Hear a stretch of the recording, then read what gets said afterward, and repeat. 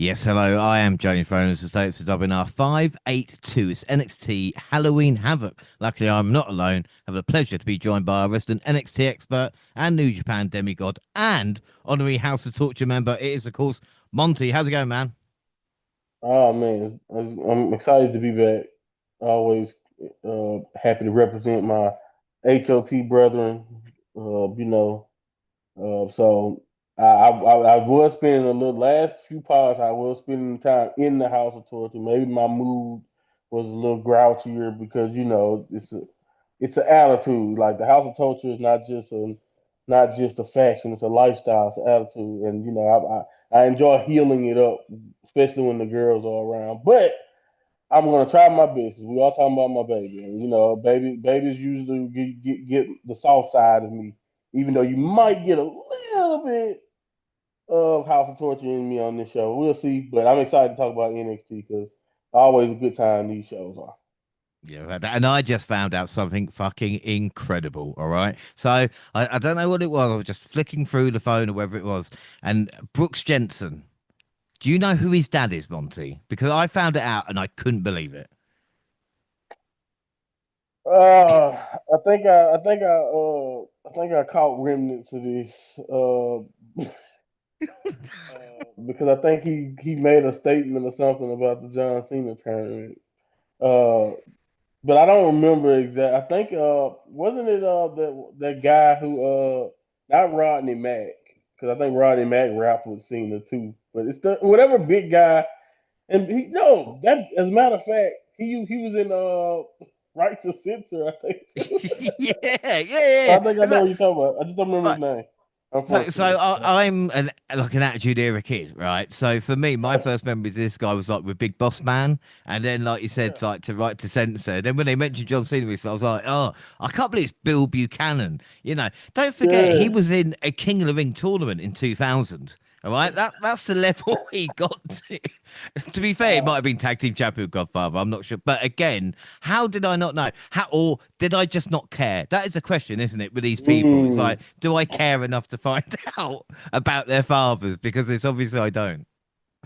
Yeah, I was just about to say that's always the thing. Maybe you knew at the time and it just didn't matter because a lot of what Bull Buchanan ended up doing in his career didn't really. I'm not gonna say it didn't matter, but he was not the focal point of much of anything. He was always just.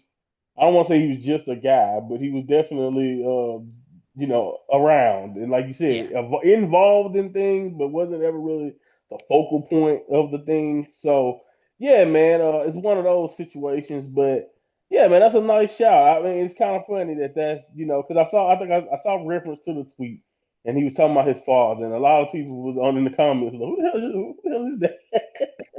Who the hell is his dad? So I did remember getting catching wind of this that he had that was his dad, and I don't know what that says because No, like it's like father like son. It's what it says. It's yeah, that's yeah, what it that is feels he like. is a son. But also, WWE makes a big deal about almost everybody. So did they even forget about Bull Buchanan? Like, Oh because my they don't word. really ever mention it either, or did they just know? Nobody remember that guy. Like, why we don't have to mention that he was second generation for Bull Buchanan because nobody remembers him. And Steve Rich go, no, he's in part of the biggest wrestling group of all time. Yes, no, I'm sure he was. Yeah, I don't know. So, like I said, four NXTs and of course Havoc, and I've only just noticed Corey's not doing commentary anymore. I'm not sure for how long he has been gone. I assume it's That's a since the good Brock point. Lesnar injury, but I was just like, yeah, he's not there. Gotta be. I don't know. He just disappeared. You You know what you it's just opened like. a new world in my head because I forgot he got attacked. Thank you for Yeah. that. Exactly. He's not there. October 21st, and the show opened with a Cullen coming out to the ring. All the focus on Tatum Paxley, since she was the number one contender for the women's title. She was met with "You deserve it" chants from the crowd and gave a babyface promo about the crowd standing by her side. She was eventually interrupted by JC Jane and Fatal Influence. Jane dished out her usual trash talk and promised to defeat Paxley at the weekend. Izzy Dame tried to step in, but Paxley instead handled it herself. She told Jane she is facing the same doubts the champion faced. She's going to prove everyone wrong by winning the title. A fight broke out, which ended with Fallon Henley barely saving Jane from taking Paxley's finisher. But I like to talk about a lot of things come out. Team Paxy's been with NXT for 4 years, Monty. You know, like Wow. 4 years. And I keep thinking she started in NXT UK as well, but I think it's just because she's a good character. That's no shade. I don't know. Yeah. Yeah. No, I get what you mean. I mean, it's easy. It's easy to not really, not gonna say take notice, but it is easy to kind of forget that that involvement with her and how long she's been in NXT. Because like, but she's also, I think the character work. She's been in many incarnations. I do remember when she first popped up. That was like in the Ivy Nile days. She was trying to be her friend or whatever. I guess they had in common that they were in shape and like muscular. I remember that version of Tatum Paxton. That didn't last long, and then she kind of Mm, went down the rebranding path. But yeah, man, before you know it, I'm not sure. I wouldn't be surprised if Thea Hill is not that far behind if you really think about it. I mean, yeah, man, those two. I know. We don't like to remember the 2.0 days or a lot of those the phases of NXT that we kind of went through in the last 4 to 5 years. But the time is flying by, so and the funny thing about her is that I think it's almost she's been here a while, but it feels like it's about damn time that they are going to mm, kind of give her something or run with her in a sense, if you know what I mean. It's like, because I think me and you have kind of marveled or talked about it even from the Lyra days, and like her involvement with Lyra, we kind of gave her props for being a compelling character, or at the very least being someone who seemed worth investing in, and and I think uh, that's a really good thing to have when we talk when we watch this show and we talk about, especially in the women's division, how many people and how many faces, how many names just blend together and don't necessarily stand out. Like she's always mm. been one of those people with great potential athletically, and I think the best part about her is that character work. So yeah, man, 4 years has flown by, but I'm pretty sure. I mean, if you're thinking about it that way, then how long Jason James been there too? The Jason James got to be going on 5 or 6 at this point. 5. You know what I 25 mean? years Like, she's been in WWE now. It's quite incredible that it doesn't seem like it, but yeah, over 20 years. But exactly.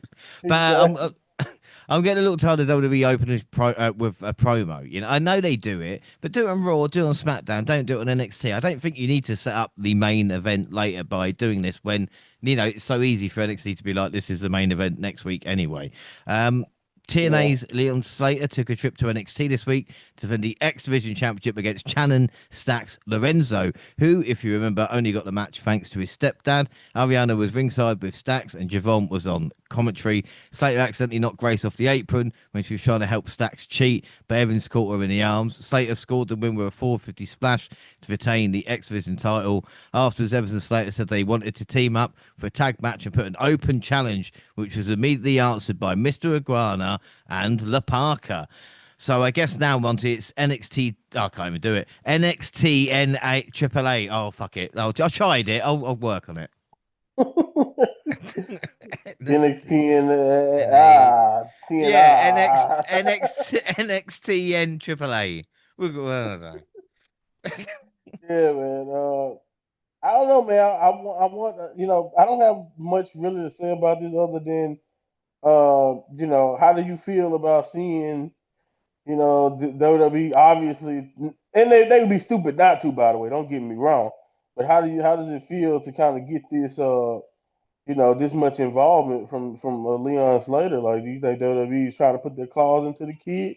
I wouldn't be surprised, but the more I see him in Impact, I mean, the more I see him in NXT, the more I'm like, yep, WWE is definitely priming him. They just waiting to see when that Impact deal Mhm. comes to an end, if it comes to an end. So yeah, that's kind of Yeah. my takeaway when I see him. Even though I like the kid before he got signed to Impact. So from the sync clips I've seen, so Yeah. I'm not mad at it, but I'm just saying that's what I think of. Yeah, no, without a doubt. And again, like I said, mate, set up the tag match for Halloween Havoc, even though it was a little bit strange. Vic did confirm the Heritage Cup was at the bottom of a river. So that's nice to know. The first of two men's speed matches saw TNA's Zachary Wentz take on Jasper Troy, who's about twice the size of Wentz and about an eighth as talented as well. Troy planted him with a black hole slam for the win. The match barely lasted over 2 minutes. It's crazy. Wentz is the only rascal left on NXT now. So, Poor that's Charlotte. all I can think of. I know it's horrible, isn't it? Yeah, Yeah, yeah. I don't. Again, nothing much to say. Jasper Charles big. he's, he's a big man. he's getting my Von Wagner, thoughts. Okay. Anyway, Kalani Jordan was shown being kicked out of the locker room because she chose Team TNA. Jordan Grace tried to talk to her about it, but Kalani insulted her instead. Yeah, that's the way to make friends. We returned from a break to see Yep. Ava in the ring with Sol, Ruka, and Zarya. Ruka was on crutches. She was injured in a tag match against Charlotte and Ex Abyss. As a result, she is not cleared to defend her North American title. Blake Monroe came out and said she would happily take the title since the champion is able to defend. But Zarya says she doesn't deserve it and offered to step in. Ava left the decision up to Sol, who agreed to let Zarya take her place. Monroe threw a fit. Zarya slammed her to shut her up. And again, there's a couple of things. I mean, at the point, I put, what did we say about this feud? Because I thought the injury was like legitimate. And I'm not so sure now. Do you know what I mean? I mean, injuries do happen, and Sol has had a couple of bad ones already, but it fit into the storyline as well. Maybe it wasn't attended. I don't know what you think. Yeah, it's interesting. I don't know, man. I hate that. I hate. I'm starting to. you guys are gonna make me not like Seth Rollins. Yeah. Like that's kind of what I feel about that. I'm not saying you're wrong. I get it. It does make a little sense, but it's just like, damn it, man. Every time somebody goes down, we have the potential now of them just of some type of ruse or some type of storyline being built off of injury, and I don't know how much of a fan I am of that. But at the end of the day, though, I'm not gonna complain. I like that it is the way it is. Not that she's hurt, but I like that they kind of have a grounds of where to go. It's not one of them injuries that seem to be that seems that it's going to ruin anything. Like they have more than enough ground storyline wise to kind of keep this thing going in that regard, and I think that's cool. But yeah, man. Other than that, I just wish her, if she really is hurt, I wish her the best. And if she's not hurt, I wish that really hope we stop this because like Yeah. I'm just not into the Uh, well, injury no, faking for no reason. like you said, last time as well, it just seems that you're setting yourself up for, something does happen now. And like you said, though, since Seth, I don't believe anything. We got Exactly. we got a video to hype the Hardys versus Dark Slate. Matt and Jeff turned into broken versions of characters in the lake of reincarnation. And again, this was really well done. I don't know if WWE helped or this was TNA production. But again, it was. I think WWE did help a little bit. I'm not gonna lie. I mean, I watched TNA weekly, and I was like, man, that is a good video. The Yeah. second men's speed match of the night saw Sean Legacy take on Axiom. This was a fast-paced and hard-hitting fight. They made the most of every second, much of the time as they could. They didn't have enough time to sell everything properly, but they did a good job. Axiom won with just a couple of seconds left on the clock to advance to the finals, who of course face Troy in the finals next week. And why do they do this to us? When I think about it, I think Fraxim could still be here on NXT giving us bangers. Really, when you really think about it, when you really think about it, and yet, just makes me sick. Yeah. I mean, honestly, uh, they obviously not Triple H obviously don't care about him as a tag team. So what's the point? you All right. might as well you might as well keep him. Yeah, at least we was getting the occasional insanely like special match on a weekly basis. Now I've never seen this happen. And maybe it happens more than I like to admit in NXT or something. But like I've never seen a shift like one group or one entity leaves and then the entire division just goes around. It's just like it's barely. I know we got the Hardys and we got things going on, but it's not the same, man. They were really the heartbeat of everything anything good that we've kind of had in this division. They were the heartbeat of that, and here we go. And to rub salt into the wound more, they had Bait and Dunn dressed as a couple of Mexicans at ringside. So I'm just Well, like, what a match we could have, that, but instead, at this point, that is just trying. I think they're just trying to twist a knife in your back. Between It's Drew horrible. and that, honestly, I really think somebody hates you. Man. Yeah, I know someone's listening. Josh Briggs was shown talking to Miles Bourne and Tavian Heights backstage. He was trying to tell them to stop caring about the fans and focus on themselves. Well, it worked well for him. Ethan Page cosplayed as Thunder Rosa. Hank and Tank were looking for a measure of revenge when they took on Lucian Price and Bronco Nima in OTM's first match on NXT since May, and maybe their last, if I think about it. They made their entrance. Hank and Tank attacked them. Prince and Nima began dominating their opponents. They ended up winning in short and dominant performance. They continued to assault Hank Yay. and Tank after it was over and put him through the announce table. Yeah, like you said, way to book your tag team division. Yeah, that's gonna help. Remember Hank and Tank beat Axe Fraction. Fraction put those guys over Mhm. just for this. Oh god, I hope it gets better. The final match of the night was a tag match between Fatal Influence and the Culling, which was set up earlier. Damon Paxley against Jane and Laney Reed. Jane was able to get the win for a team by pinning Paxley while Reed and Henley attacked Damon at ringside. After it was over, Paxley ended up taking out all three members of Fatal Influence by herself for posing with the NXT title. I mean, matching outfits, that was good in this one. I don't think it was a bad match, but it's just getting us there, you know? Yeah, this is a storyline, man. Definitely a storyline. It was solid though. It was back and forth type of offense. But the right ending happened as far as Fatal Influence taking advantage. So I'm not really I don't really have anything much to say about it, but I do think that they did do a good job of kind of showcasing Paxley as a threat, and also pointing out what we all kind of know. She's gonna if she was gonna walk out as champion, she's gonna have to overcome the odds. And yeah, so I think Mm. again it did its job. It wasn't like you said, it wasn't anything crazy, but it did its job. And I do think going into Halloween Havoc, Paxley looked legit. Yeah, without doubt. And the contract signing between Williams and Saints closed the show. Pretty standard contract segment with both men talking trash. I guess Saints had the better half of the exchange, but particularly it broke into a fight and it ended with Williams being put through the table that was there for the signing. I mean, they only had three security tops for four guys, you know, and one was smiling. What a prick, you know? Um, and at this point, Ricky is what he accused Ober of. He's not had to fight to be on top. He's had no journey. Eat that, Ricky. Eat that. I'm Team Trick Monty, and I'm going to be completely biased. You know, I'm not lying. I'm not lying. You know, I'm like, Well, at least you admit it. I mean, yeah. I actually, I love. Only thing I say about this is that it finally felt like for a change that Ricky was allowed to be, or at least from a speaking perspective, was allowed to be Ricky.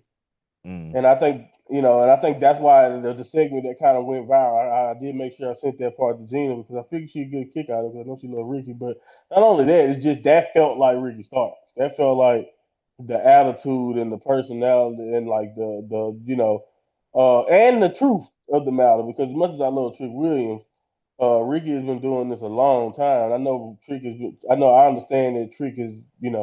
He is who he is in NXT, and and deserves to speak with the confidence that he speaks of. Also, but Ricky has definitely earned his right not even just in WWE, but he's earned his right from the perspective to talk from that perspective that he was talking from. So I did love him speaking with that energy.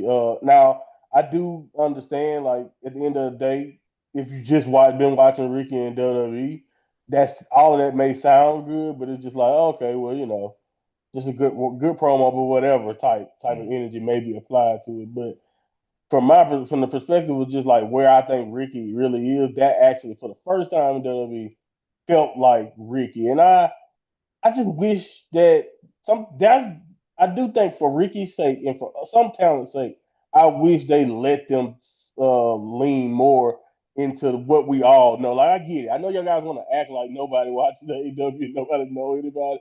But like when it's that, I mean, look at what's going on with Jade. And I know we're not talking about the main roster, but like that's a perfect example. I've seen people online literally switching tones about how they feel about Jade. And I'm just like, this is literally what she was in AEW. mm. It's not fully Yeah. there, but all they're doing is just leaning into who she was in AEW. And bow, now everybody is like, well, see, I see this. This is money, and I'm like, I wonder who else you could do that with. I mean, just why don't you let Ricky be Ricky? Why don't you let insert name here be, and lean into their strong suits, and then you'll see why people want them to WWE to sign them in the first place. But anyway, Mhm. off that high horse, I just thought that promo was good. I'm not picking one. I'm always Team Trick. To be honest, I'm Mhm. never rooting against Trick, but I'm not picking against Ricky either. Like so, Yeah. No, I'm I'm over the right. moon. I know, I You know what I'm understand like. you. He beat over. I get it. You're pissy Oof. about it. Mm. But I'm gonna be honest with you, James. I know this might come off as harsh. All the listeners out there, I want to let y'all know I have a great appreciation for James. It may come off like I don't, but James, let me be honest with you. You got to stop taking these hard. You got to stop associating yourself hardly with the talent because after what's going on with Drew, I mean, you're putting yourself through a lot here, man. Yeah, it's not. I'm gonna get on that over train and let's see what happens. Anyway, Oh Halloween yeah, Havoc no, then. that's such a limb to climb. Yeah, he's my new favorite now. Halloween Havoc then, October 25th. The kickoff was Mega Morant and Peter Robertsberg. A sit down with All Ego, a sit down with Izzy and Tatum, with Dame taking credit. We had classic Havoc footage. Who can forget Roxanne Perez Wow. versus Kiana James? Hey, I mean, come on. Vic zoomed Leon Slater and Javon Evans. They're both 21. I am so old. What And about then Ultimate the Warrior and Hulk Hogan? They don't want to. Never mind. Go ahead. And the main show, we'll talk about being old. I miss props on the set, so it was quite a nice throwback. But I want more, like give me massive inflatable pumpkin and all that kind of. I mean, you look at the sets back in Right. the day; it's just not the same now with the LED fucking LCD screens and bollocks. And Vic was wearing a Riddler's jacket, but it took me ages to work out. like I was there, I was going, is that Vic wearing that jacket? I wasn't sure. And then Javon Evans and Leon Slater versus Mr. Iguana and La Parca to start. And Evans and Slater struggled to deal with Layeska throughout this contest. They tried to rally. Yeska rose up the apron like it was Keith Lee. I miss you as well, Keith. While Evans and Slater had trouble matching the chaotic energy of Iguana and La Parca, the sheer athleticism won out. The X Division champion won it with a Swanton 450 splash. Monty, what were your thoughts on this opener? Yeah, I mean, it was all right. I mean, I'm gonna be honest with you. It was decent. I think I can see what somebody saying it was good because I think because it had a weird build and it was like a lot of cross promotional, and you just putting your fun athletic guys in the ring with some entertaining AAA characters. And I think the goal is to pump the crowd up, get everybody going. And I do think it was something that was kind of funny at times. I can see that they were trying to have fun, and I think sometimes the main roster, in my opinion, is kind of lacking the energy of a match like this because it's just fun. You just watch them and let them do the thing. I was a big fan of the old La Parker back in the day, so watching this version of La Parker do his thing, it was cool. Even though I'm not gonna act like, uh, you know, I'm not gonna compare because it's probably not That even wasn't really fair. him. But That was right, that was him, wasn't it? That's that's not Parker, the man. old La Parker. Yeah, it's not the old La Parker. It's not the old La Parker. Trust me, it's a different one. All right, all right. It's If plenty you of say too so. many. That is not the chairman of WCW, Parker. These are two different people. Anyway, 75, yeah. yeah. But Oh. anyway, that's besides the point. Uh, because it's like it's an LA park. Like, trust me, it's a whole thing. Like, if I just if I went Yeah, no, I into know what you're it, saying. Yeah. we'll be here for days. It's a whole thing with the park. But anyway, it was still cool to see. And that name always going to invoke good memories, whether it was that guy or not. But yeah, Leon and Javon. I mean, come on, man, this was good. It was high flying. It was chaotic. Again, I'm not gonna act like it was like anything too insane. And I do think if you don't really like this style when you see it in general, then you probably wouldn't care for this. But this thing did its job. It got everybody going. Javon and Leon are money. And I think honestly, they're gonna find whatever excuse they can to keep pulling Leon from just doing impact shows. I know they Mm. will. And him and Javon just have great chemistry, whether they're fighting against each other or on teams. So I thought this was good. I thought everybody was cool. Mr. Iguana also is Mr. Iguana, and I think he did what he needed to do. Yeah. I think he served his purpose very well. But yeah, this is good. Yeah. Yeah, like I said, I got no problems with Javon and Leon opening the show again. Start them hot, you know. We talk about how cool La Parker looked as well. Mr. Garner always delivers the matching colours for Javon and Leon, who kind of need a team name. And rather than putting them in dream matchups, you know, against like Fraxium or someone like that, you know, why don't we just say don't split them up? As in, don't have them turn. But they probably will Right. have Javon turn on Leon or vice versa. You know what I mean? Like, Right. because that's what every tag team in NXT history has done, basically. I mean, you don't think that Javon and Leon, Hank and Tank, Dark State tag division that don't excite No, no. What would you score it like out of you? five Not, to not start even us a off? little bit. No, I'm moving on. Right, what are we starting with? Five out of five. I give it three and I give it 3 3/4. It was cool. I'm going to give it 4 1/4 predictions for the WNR Prediction League 2025. This is after Wrestle Dream and Crown Jewel, and of course, before Halloween Havoc. So the bonus league, Junior on 13, Jaxie and I on 16, Monty's ahead on 18, WWE, Monty on 10, Jaxie Junior on 7, I'm on 5, and AEW, Monty on 4, Junior on 3, Jaxie and James on 1. I'll tell you what is quite incredible, and I don't go into much detail, but even when we get here, for you to still be able to be cool is an impressive uh, from Jaxie and Gina. And I won't say it when they're on the show because I don't want to praise them, but for them to keep up with you this year, because you have done really, really well, Monty. Yeah. Don't get me wrong. I know the foot's come off the gas. Maybe, do you know what I mean? Maybe the past, you know, whatever, but it's still, Yeah. yeah, it's still there. Um, Well, I told you, I just wanted to beat you, and I forgot. I wanted to win a WrestleMania, and I accomplished my goal a while ago.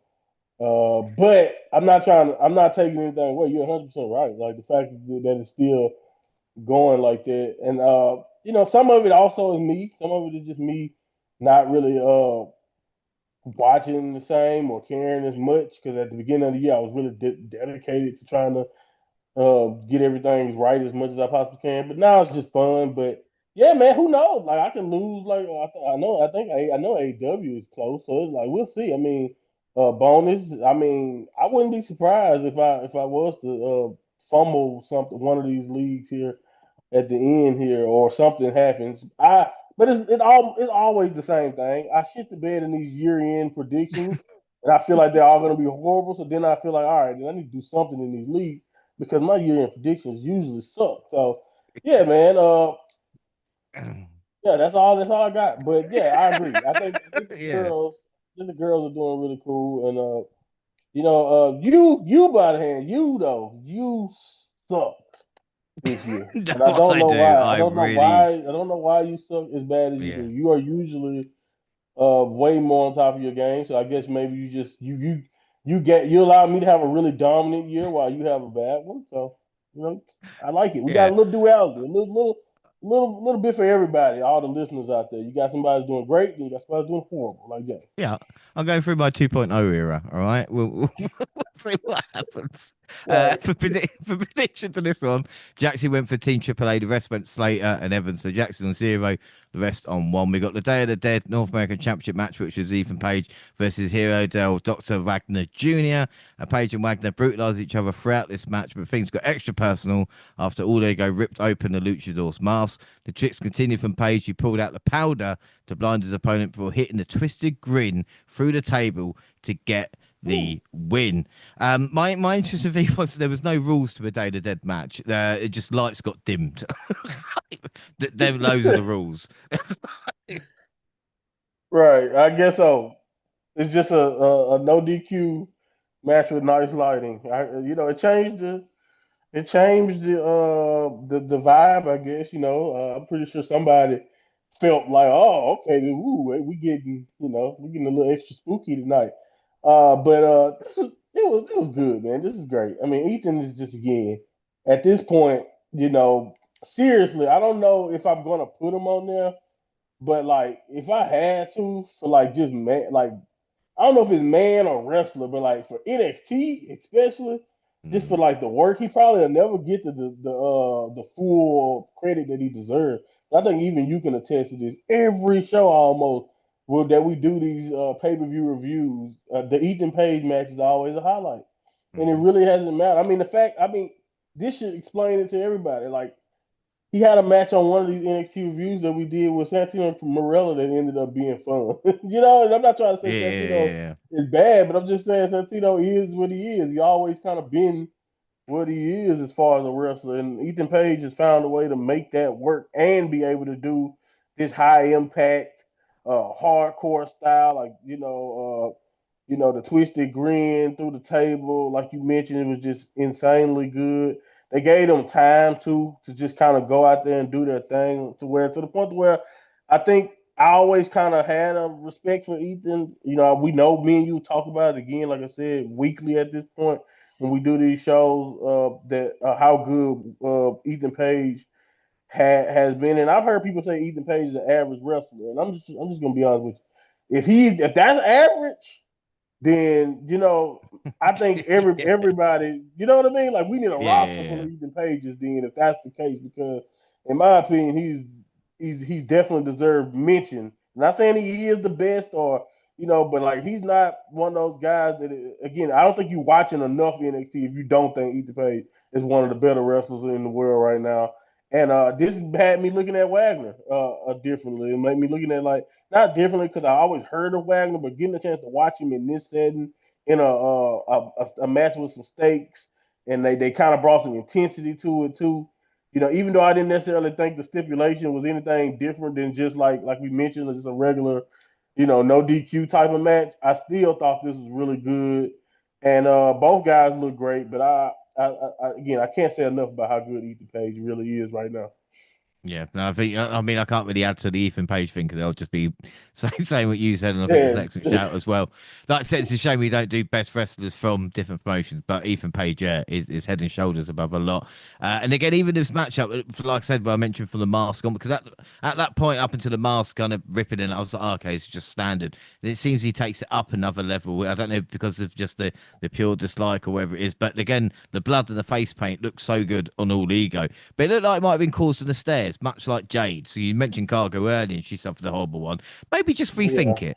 If the stairs are that fucking rough, do you know what I mean? And you're not going to put your hands up, just don't do it. I don't know. But yeah, this is just yeah, good stuff. A lot of arse-based offense from AAA talent as well. But again, I'm getting yeah, used to it now with like New Japan. Like it's only really American that have we moved away from that homoerotic type. Do you know what I mean? I've got no problem with it. yeah, There's no. I say yeah, homoerotic. yeah. I didn't mean it erotic, but you know what I mean. And the crazy thing is, it's not. It's just It's not just very American apparently to use your just use your ass as a weapon. Just think Only Taguchi and Naomi. Dynamite, and just just have him. Yeah, just go to Gucci, man. Like, come on, man. I Taguchi's know. great. I remember when I first discovered Taguchi. Like, of course, I found out years later of course, that's where Naomi got the rear end from. Just watching a Taguchi match way back in the day, and she was like, "Oh, she's like she gonna use, it's her most complimented asset, so that's why it became her finisher." So I'm just like, Oh, "Yes, that's genius." And then I'm like, and then I watched Taguchi, and he found a way to just make it all work. It's just like you can do different ways of using the hip attack slash. mm. It's genius, man. And that's all I'm saying. It's just like I'm with you. I don't know why, and I do think Sam Homoerotic is probably accurate because maybe that's part of the reason why it's avoided so much in like American style wrestling or like over here Western style wrestling. But yeah, man, it's cool and it works. And like I get it. Some people have, maybe we got a long ways to go in a lot of areas when it comes to just letting things be what it is. Even in a place like wrestling, which come on, man, you're watching wrestling. Yeah, that's what I'm saying. That's what I don't get. Even when we Like talk half about naked. comedy and wrestling, do you know what I Like, mean? come And it's on, oiled up guys. You know what I mean? dude. In Rugby. their It's like underwear. how do you not? How do you see it as like a kind of non? Yeah, I don't get it. I I don't. don't But get then it. I again, don't get I it, but guess I don't get it in general, to be honest. So it's that just, people just think it's a butch sport.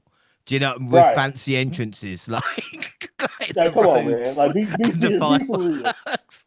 Exactly. Yeah. Like, what are we doing? But yeah, man, no, I'm with you though. That's I always chuckle because you always pull something out of these matches that I don't think twice about. But that's a good shout because there it is a Yeah. lot of ass offense.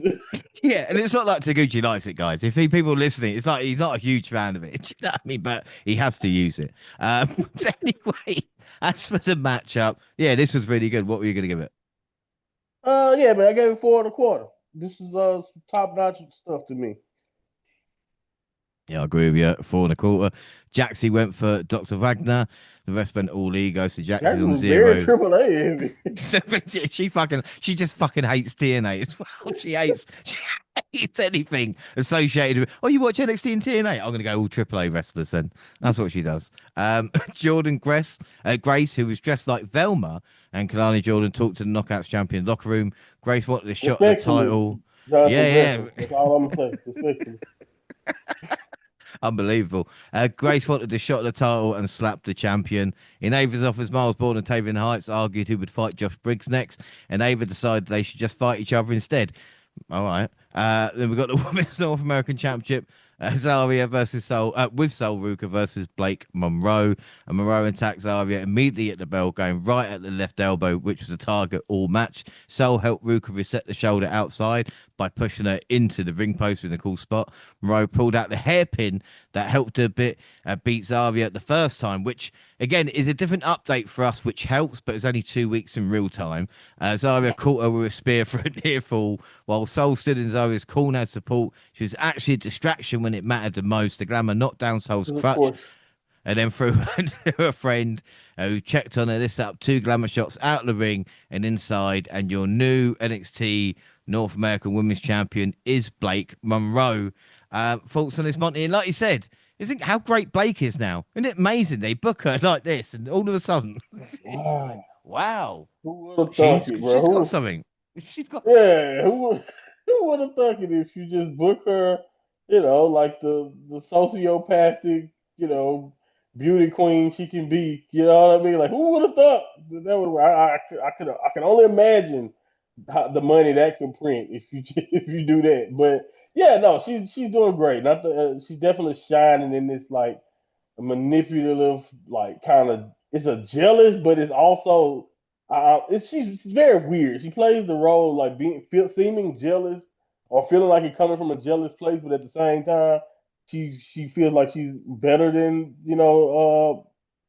Zarya, especially Zarya, but even like, but also kind of turning into like a I'm getting in between their relationship type of energy when it comes to like we all kind of know the unspoken, chemistry that they kind of tried to play off with Zarya, and I think based off the same thing that she kind of had going on with Tony Storm, she's wiggled her character perfectly into that. So I think again, it's been smart to kind of lean into that vibe that we already kind of know that she has, and I think it's working for her. But in my opinion, and this is just me, and again, I'm not saying we need to do it because my whole thing is that if you're gonna do it and go full throttle. And if you're not gonna do it, then let's pull the reins back and like really explore this. I'm gonna be honest with you. Zarya to me is as solid as I think she is and as dominant as I think she can be. Her relationship with Saul Ruger has been nothing but mostly of a I don't want to say a hassle, but it has been not beneficial from to her. And I know maybe that it's gonna take a while for us to get here, but it's like I almost just wish they would go ahead and just in storyline book them as a couple. Because then I can at least understand Mm. how how far gone Zarya seems to be sometimes. Because this is just something that we've seen before on how it just always seemed to work out. And I get it. You don't have to go that far to tell this story. But at the same time, sometimes you looking at you, it's hard for me to kind of not look at it that way and then look at what some of the stuff Zarya do and how she ends up always suffering in this regard to where it's just like it's hard to just be sympathetic to somebody. Oh, this is just your friend and you always getting the short end of the stick like this. And I think I knew it was going to kind of play out like that because of again the injury, and we kind of maybe maybe this whole entire time whether Zarya was the main wrestler, maybe it goes reverse if Soul doesn't get injured or whatever, and like Mm. Zarya ends up distracting Soul, and then we can play a little bit more of an interesting game. But when it's Zarya again, it's just starting to be obvious that she is not helping you prosper for yourself. And again, I get it. Maybe I look at wrestling too selfishly. Maybe that's the story here. Zarya should put her pride to the side for Soul Rooker here. But yeah, man, I don't know. Maybe it's just me. Maybe I'm looking too deep into it. But either way it goes, the match itself, I thought was okay. Honestly, I think the funniest thing about it, I'm gonna say this, Jay. I'm gonna see what you think. I saw somebody say that honestly, if you're going off the canon, Zarya at this point gotta be brain damaged. Honestly, I was gonna call her a fucking idiot because it's horrible to see, and it looks like now it's gonna be Soul who's gonna blame her for losing the titles, and maybe we're getting into it there. But it seems like they just I don't know what they want to do with Zara because when she came in, I thought she's gonna be like the next monster, and they've just turned her Yeah, into like you said just an idiot. Yeah, we thought it was gonna be like Frankenstein's monster. It ended up like fucking. Do you know what I mean? Like, I yeah, don't know. it's I don't know, man. insane. It's insane, man, and that's all I'm trying to say. It's like the longer this goes on, the worse she starts to look. And again, I'm not trying to say we need to go into the turn them into lesbian characters or whatever, but like that's probably the only way you can justify some of the stuff she does Mm. because And it's just like, what are we yeah, doing? it's been 6 months. We've had this discussion before on an update. Do you know what I mean? Like literally, Hey, it's kind of like when are they gonna do so? Or, do you know what I mean? It just seems every week it's just they cost each other, and it's like okay, we'll just move on to the next fuck up. oh I well, don't, they like each other, so we just keep it going. It's like what? uh, Like at uh, some point, and again, I'm with you. Now it's gonna turn. And now it seems obvious that the turn will be the opposite way instead of the dominant monster attacking, sympathetic soul. But I get it because how can you can't make Soul look like the one who needs to be like if in it you gotta go the route of mhm. feeling sorry for Zarya. But again, the longer this is went, the less I'm sorry I feel to where it's just like, well, here we go. And But anyway, We know NXT rules that with the heel turn, you win your first few, didn't you? And then you'll lose every other one afterwards. But there you go. That again, that's not good for Zara, is it? Because what happens then? Fair play to exactly. Blake Monroe because, as you mentioned, all these like AW going like, well, they've done nothing with Ricky, they've done nothing with Blake, they've done nothing with Jade. They've just turned on, WWE and gone, oh fuck, they're all champions now. All right, okay, like so. And I suppose the other half will be going, well, look how good they are. So. But I think Blake Monroe is a little bit like we said. They all come different ways, haven't they? But yeah, it'll be interesting to see what happens. But maybe Blake will go from North American to NXT Women's Champion, or might get called up. Apart from Yeah. that, yeah, not much to add really. I mean, what would you give out of five? I'll give it 3.5. It was okay, but also the dislocation stuff spot. Hey man, again, out. Come on, man. Let's find something else. Can we stop the Can we stop the phony injury stuff? Let's Triple talk H and about like Shawn are just like, but they need injuries. Faces need injuries. Is it ribs? If it's not ribs taped, then it needs to be a shoulder right. dislocation, separation, Like, or I and you don't know know. what? Now you're giving me a flashback to those Sean just came back matches with Triple H. Plenty of Oh times they god. both had tape ribs, so maybe that's what it is. They're just flashing back to those days. But god damn it, man. But go ahead. Yeah, I know. I know. Well, predictions we went. Blake so Jaxie gets her first point. She's on one. The rest are on three. The NXT Women's Championship was next. JC Jane versus Tatum Paxley. Early on, the Cullen was useless in protecting Paxley from the attacks of Fatal Influence. Spears made the save when he got Paxley's leg on the rope after an avalanche net breaker. And that started a brawl between the Culling and Fatal Influence, and the official threw out everybody. Paxley needed to kick it all with a rolling encore, followed by a 450 splash, followed by a close two count. There was a dramatic back and forth with both groups returned, and Izzy Dame distracted Jane to allow Paxley to hit the Psycho Trap for the victory. And your new NXT Women's Champion, Tatum Paxley. And I got to say, Monty, I was pleasantly surprised with this. Man, me too. Like again, this is one of those things, and I'm not being disingenuous I say this. Whenever I predict something another way and it don't go that way, and it goes this way. Even like for example, a similar thing was Chris Statlander in the Fatal 4-Way. Like I thought Tony would retain, but then getting Chris to get that victory again, I thought overall, even though I didn't see it coming, it's one of those surprises where it's like, you know what, good shit. And the same thing goes here because honestly, I think JC, I think you mentioned this too. You actually were saying it for like the Impact title, but like in general, you had kind of mentioned that we were probably at some point getting closer to the end of the JC Jane experience than we were as far as her continuing being on this run.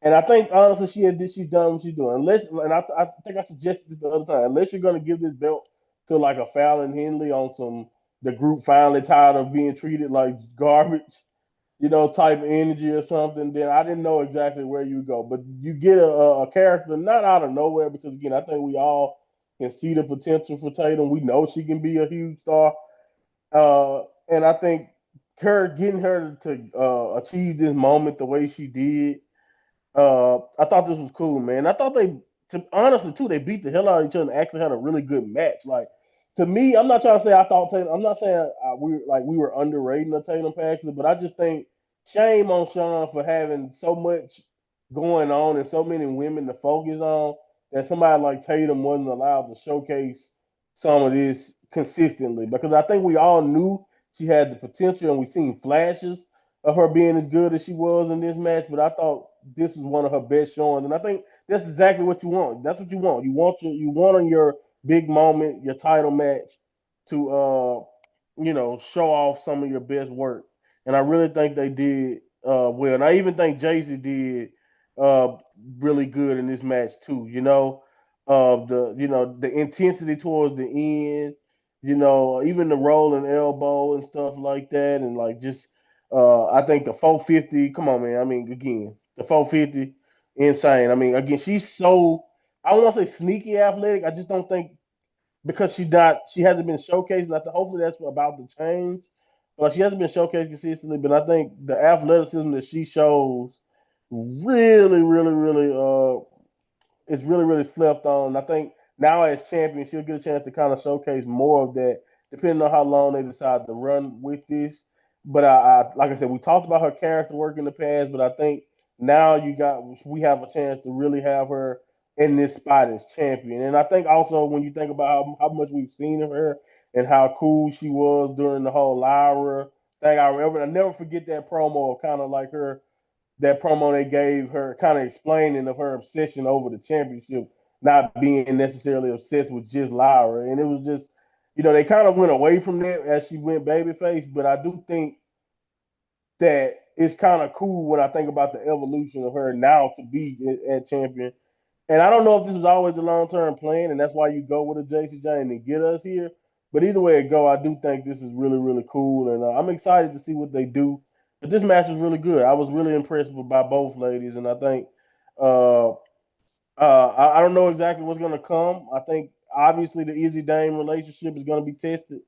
I think we'll finally see truly where that's going. I think we all kind of could see where that's heading.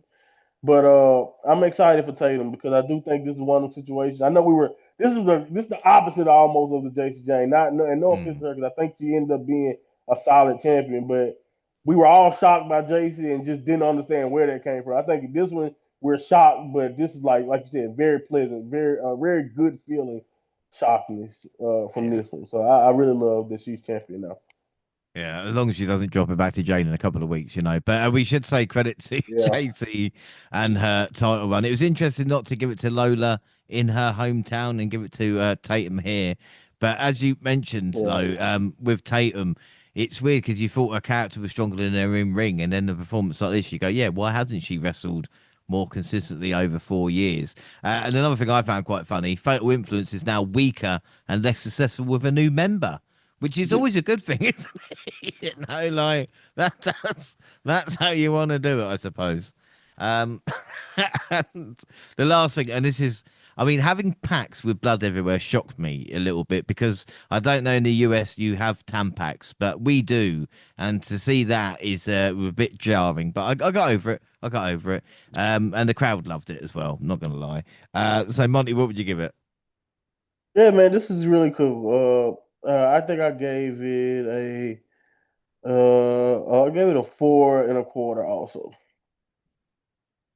Yeah, I gave it 4.5. It's interesting though, title change wasn't the main event, but who knows what else was going to happen. Predictions, we went JC, so all on nothing. So Jax is on one, the rest are on three. And the Broken Rules NXT Tag Team Championship match was next. The Broken Hardys versus Dark State. Well, of course, we had Broken Matt Hardy and brother Nero, and they competed in their most broken form for the first time in WWE, and they willing to take on all four members of Dark State because they're fucking idiots. Jeff and Matt took out Cutler and Sugars with a swanton bomb and a diving leg drop through a ringside tables. Lennox and Griffin hit Jeff and Matt with a 3D for a near fall, and Ronald and now retired Dudleys. Lennox flew over the barricade onto Matt, followed by Griffin spearing Jeff through the barricade. Jeff went for a swanton bomb off a high ladder, but Griffin ducked and let him fall through two tables at ringside. And even after taking out Sugars and James, this match turned the wrong way for the Hardys, who went down to a ladder assisted Doomsday device through a table on Jeff to seal the win. I thought this was interesting. I'm not gonna lie. I thought this was an interesting match. By far, Dark State's best showing. And I don't know that I don't know I don't know necessarily if that holds a lot of weight, but like by far the best showing of the Dark State. I mean, like you said, the Hardys are idiots. They are fighting for on two. But yeah, man. Honestly, at first I was like, oh man, this might be messy, and it was still a little messy. But honestly, man, I thought it really did a good job. After a while, it kind of just turned into some very fun action and something that you're not used to seeing. And I think I always got to give them points for doing something a little bit different. Like this is something that, in my opinion, I don't think you, not just because of the Hardys or whatever. I just don't think you're gonna get something like this on the main roster. And I think that's something that they can put as like a feather in their cap for whatever, however you feel about that. But I do think again, like you said, definitely one of those matches that at first I didn't think much of it. I didn't think I was going to care about it, and maybe that's part of why I ended up enjoying it so much because I do agree with you. It ended up being very interesting towards as it went on and as the match started to kind of break down. And I'm always say this because it seems like every time he has a match with Louders in it, these people just forget Jeff's age, and they continue to ask him. I don't know why he has to do this consistently, but at the end of the day, though, I mean, come on, broken rules match. Yes, Jeff is gonna fall through something. So, But this was the most kind of TNA type match on the whole card because, like I said, the booking of the four people in the ring against the two that didn't make sense, yeah, all the table bumps, the ladder stuff, and everything like that. The Hardys' first WPLE since 2017, only 17 days as NXT Tag Champions. So this was obviously just for them to say they had it. Not a good look for me, really. But and I don't care if the veterans beat the youngsters. Sometimes you need to earn that victory, much like the Demon character. I think the broken character maybe should be protected. And you mentioned Jeff. He hasn't got long left. I hope he gets a proper send off. I mean, they should just be in the Hall of Fame.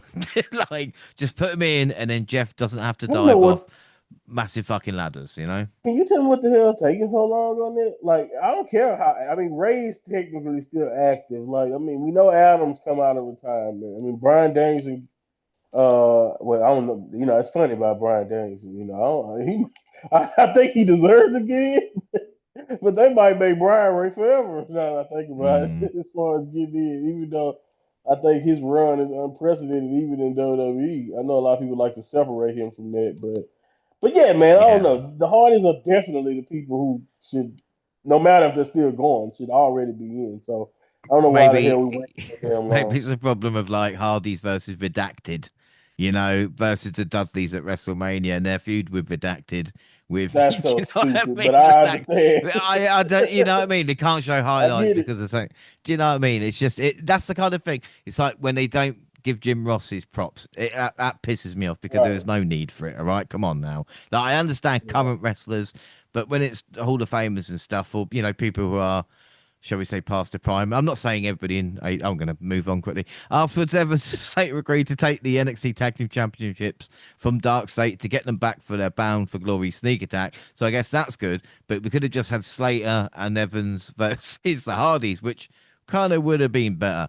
Anyway, out of 5 for this one.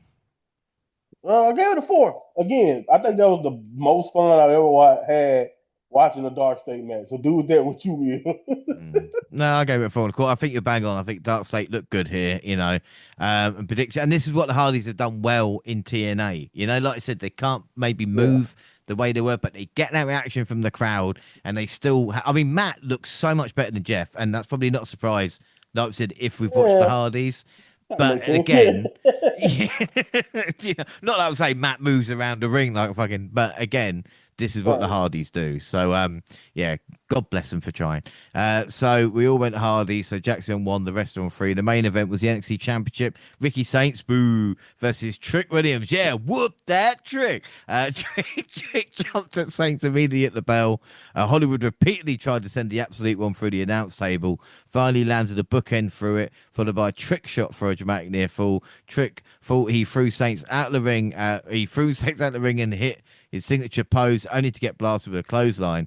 Saints proved himself as NXT champion throughout this fight, taking Trick's best shots and winning after a spear and a tornado DDT. After Saints celebration, the camera went to the back where the Culling celebrated, and Tate and Paxley promised even more crazy in NXT starting on Tuesday, which makes me think, why not just have Tate and Paxley main event the fucking show? But anyway, we're going to talk about Trick versus Ricky. What were your thoughts?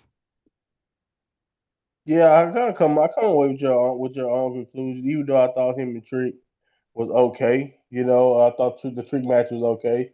But yeah, man, I kind of came away with that because I guess maybe it's also because the decision making of that title change plus having Tatum kind of ended off to signify like this is her division now. The energy maybe that would have made it a lot in the show a lot special, more special, making it a lot more special. But at the same time, I do understand, because of the magnitude of the match that they were trying to build towards and I understand why they would want to have, Trick and Ricky finish it off. But this is okay. I don't think it was like, again, an insane, match. I'm not gonna act like it was bad. I did see some people complaining that that it was like kind of simple, but we kind of know the WWE main event format, in my opinion. But I did like it. It was 15 minutes, so just like solid stuff, but it wasn't anything.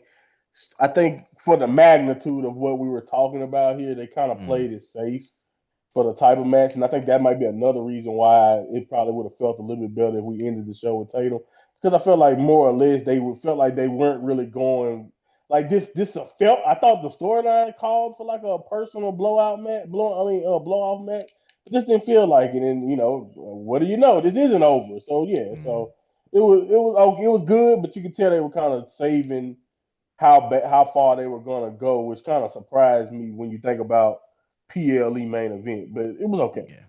Yeah, exactly. We expected an NXT PLE to be the best thing on the show, and it wasn't. And my notes for this actually don't mention the matchup. Talk about the promo video, which was excellent, looking like they were in different Yeah, places but sitting next to each other. Like I said, come with the Hardys of great videos being put together. And the other thing I want to talk about is the North American title to NXT Championship, which used to be the case for the Intercontinental and the WWE, but in my mind, the North American champion then to NXT, we had obviously Carmella Hayes, Trick Williams, Obafemi, and now Ricky Saints, which is not a bad list, Monty, is it? yeah. I mean, no, it's not horrible. I mean, I still think North American lineage is pretty, especially if you think about the actual runs. I think the problem with the world title, or like, I don't mind it. And you know what? The funny thing is, sometimes this happened on the main roster with the Intercontinental / World Championship. That you come off these great defenses or a nice, memorable IC run or a North American title run in this case, and then you get to the world title, and outside of Obafemi, of course, and I think even Melo kind of carried it through. But Trick, I mentioned multiple times that I felt like Trick didn't even really have a long North American title run. But even with that, the opponents that he had as world champion and the booking, it's just not always consistent once they get to that top billing spot. But I do think it is a nice little notice of the pipeline, so to speak, is the best way to kind of describe it. I always think of Keith Lee when he was holding both belts up. Mhm. So yeah, it definitely is a nice little history and lineage there. But I do think most of the time the North American title run end up being the more entertaining run, so to speak. But I don't know, man. This was okay, but uh, I do think even with Ricky inserted here to the main event, we talked about it before, and we can talk about it as we go on to the next few episodes. But the main event scene for the men, it just still feel like it's been missing something for a while now. And I don't know Mm. exactly what or why, but it's just been like that for a while. Yeah, without doubt. All right, so what would you give the main event out of five? I give it 3 and 3/4. I'm going to give it a four. Predictions. Well, the final scores, we all went for Ricky. So Jaxie's on two, James, Monty, and Gina on four. So the prediction leagues now after Wrestle Dream, the bonus league is Gina on 14, Jaxie on 16, I'm on 17, Monty on 19. So Gina can still conceivably catch all of us still. I'm 2 points behind Monty, just a point ahead of Jaxie, but it's all to play for. And like we said, Tatum should have main evented, or something Halloween based. I think that was missing. Overall thoughts about the Yeah. show. There wasn't enough kind of Halloween stuff. Do you know what I mean? Like I don't Well, know. they fired all our Halloween inspired golf chicks when it comes to Scarlet and hell, Gigi Dolan, like everybody who had like a little golf personality, they kind of got rid of. So I there you don't go know. with that. And Dexter's busy doing his. I mean, hell, just let the Y6 come down for a night and just scare, like screw with people. I don't know. I Maybe they just don't want wish, to. They don't. yeah. Maybe they don't want to be horror themed. But yeah, man, I do agree. Or like even like the pre-tapes. Use some of the Hank. Use you got plenty of guys back there doing nothing. Use the idiots from Chase U and let them go do some stupid backstage and get haunted by something. Why not? Well, yeah, exactly. Hank and Tank's haunted house. That's it. Simple as Yeah. that. Could have done that with all the actions. And we talk about NXT. I mean, is this kind of one of the bigger NXT shows, or should it be? I mean, I guess I count Deadline, Vengeance Day, Stand and Deliver as this. I And think the this is. question, You gone. go ahead. No, I was about to say, did No, it no. deliver? Like, I mean, do we Okay, count it as a yeah. big I event? mean, And what was your score? this is a good show. I don't know about.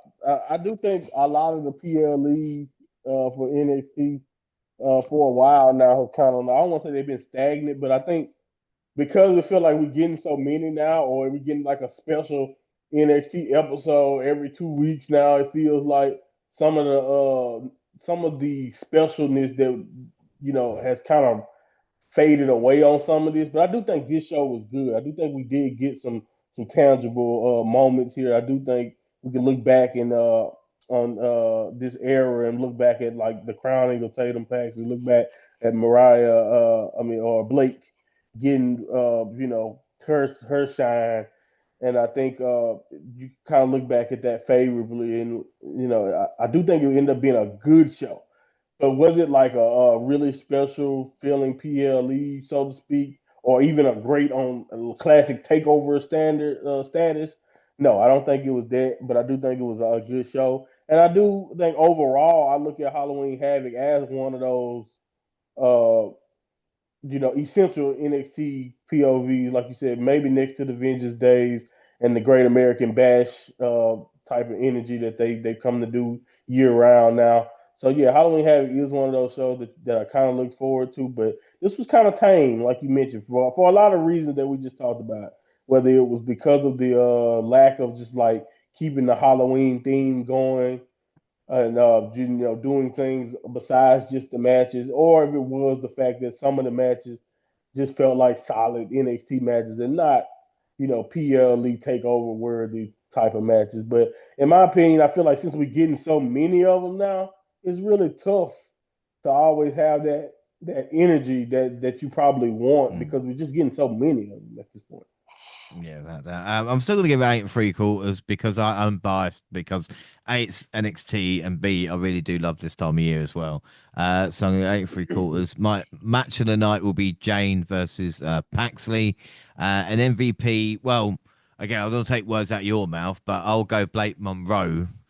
Because she did win the championship, but I think it deserves someone else as well. So Monty, who's your MVP and what's your score out of 10? Because I think your match was um, like I said, Tatum and Jane as well. Yeah. Again, Ethan Page deserve honorable mention, but yeah, I'm going with Tatum Paxton. She definitely, in my opinion, showcased again some things I've seen flashes of, but this felt like something she really can build off of if she has the right chemistry with the opponent. And I think her and JC did really well here. And I'm really excited for her, and I really thought she shined on this show. So this is really a really big moment for her, and she walked out as champion. She walked out as MVP for me. And I think overall, I give it an 8 and a quarter maybe.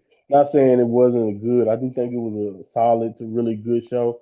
But I don't necessarily want to act like it was. I've seen them do a much better executed type of show like this before, and that's kind of what I'm kind of holding them up to. But I thought this was okay overall. It was really good show. Yeah, that. All right, so we move on, and I found out a crazy stat. Right, so we all know Stephanie Vacquer had become the the women's champion, and of course she was a former NXT champion, Monty. But who was the last man to hold the NXT title and then win a world title?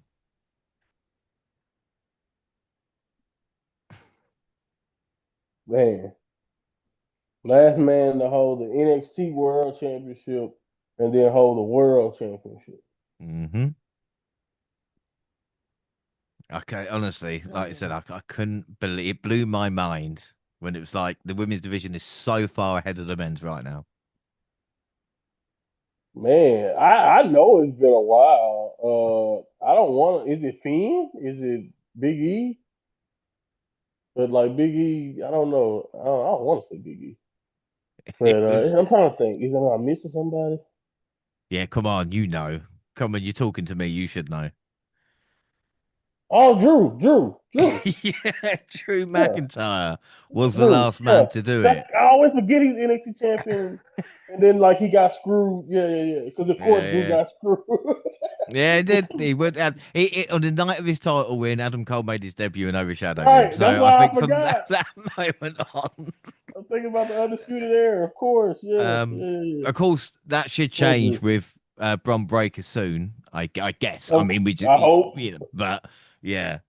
I mean, he's probably our it, best it bet. should make it to over before Braun, but yeah, yeah. I'm Yeah, assuming I'm assuming Braun will be first. yeah. Anyway, October 28th, NXT is my birthday edition, but they didn't bill it as such, which kind of annoyed me a little bit, but I'll go over it. After highlights of Havoc, we, for some reason, the Ava disagreed, and Ricky brawled. We keep getting Trick down in NXT for this. So Trick attacked Ricky to start us off. It said attacked the truck, and I was like, I don't think he did, but that is all correct anyway. First bit of action was the men's speed final, only 3 minutes, but just enough for Jasper Troy to beat Axiom. He will face El Grande now. Interestingly, I mean, I miss Axiom and the way things are going. I wish them well in their future endeavors because because again, I don't know, it's like that's next, isn't it? Like they can't put a mask on Axiom. They can't make him another Mexican wrestler, can they? That would just be crazy. Um. Anyway, Soul's got a brace, but no crutch apart from Azaria. She's giving up the title, and Azaria wants to lose it for her, apparently. After the break, the Culling make its way to the ring to celebrate Paxley winning the title. The crowd gave her a very warm welcome and chanted her name. She talked about how long she's been dreaming about this moment. She said she wants to be able to give everyone an opportunity to fight for the title, but Izzy Dame interrupted and said it was a bad idea to offer a shot to anybody who wanted it. She put everyone's name on the Halloween Havoc wheel. Yes, the wheel is back, and it landed on Lola Vice. Sean Spears pointed out that Dame's name was not on the wheel. She did not look happy about it.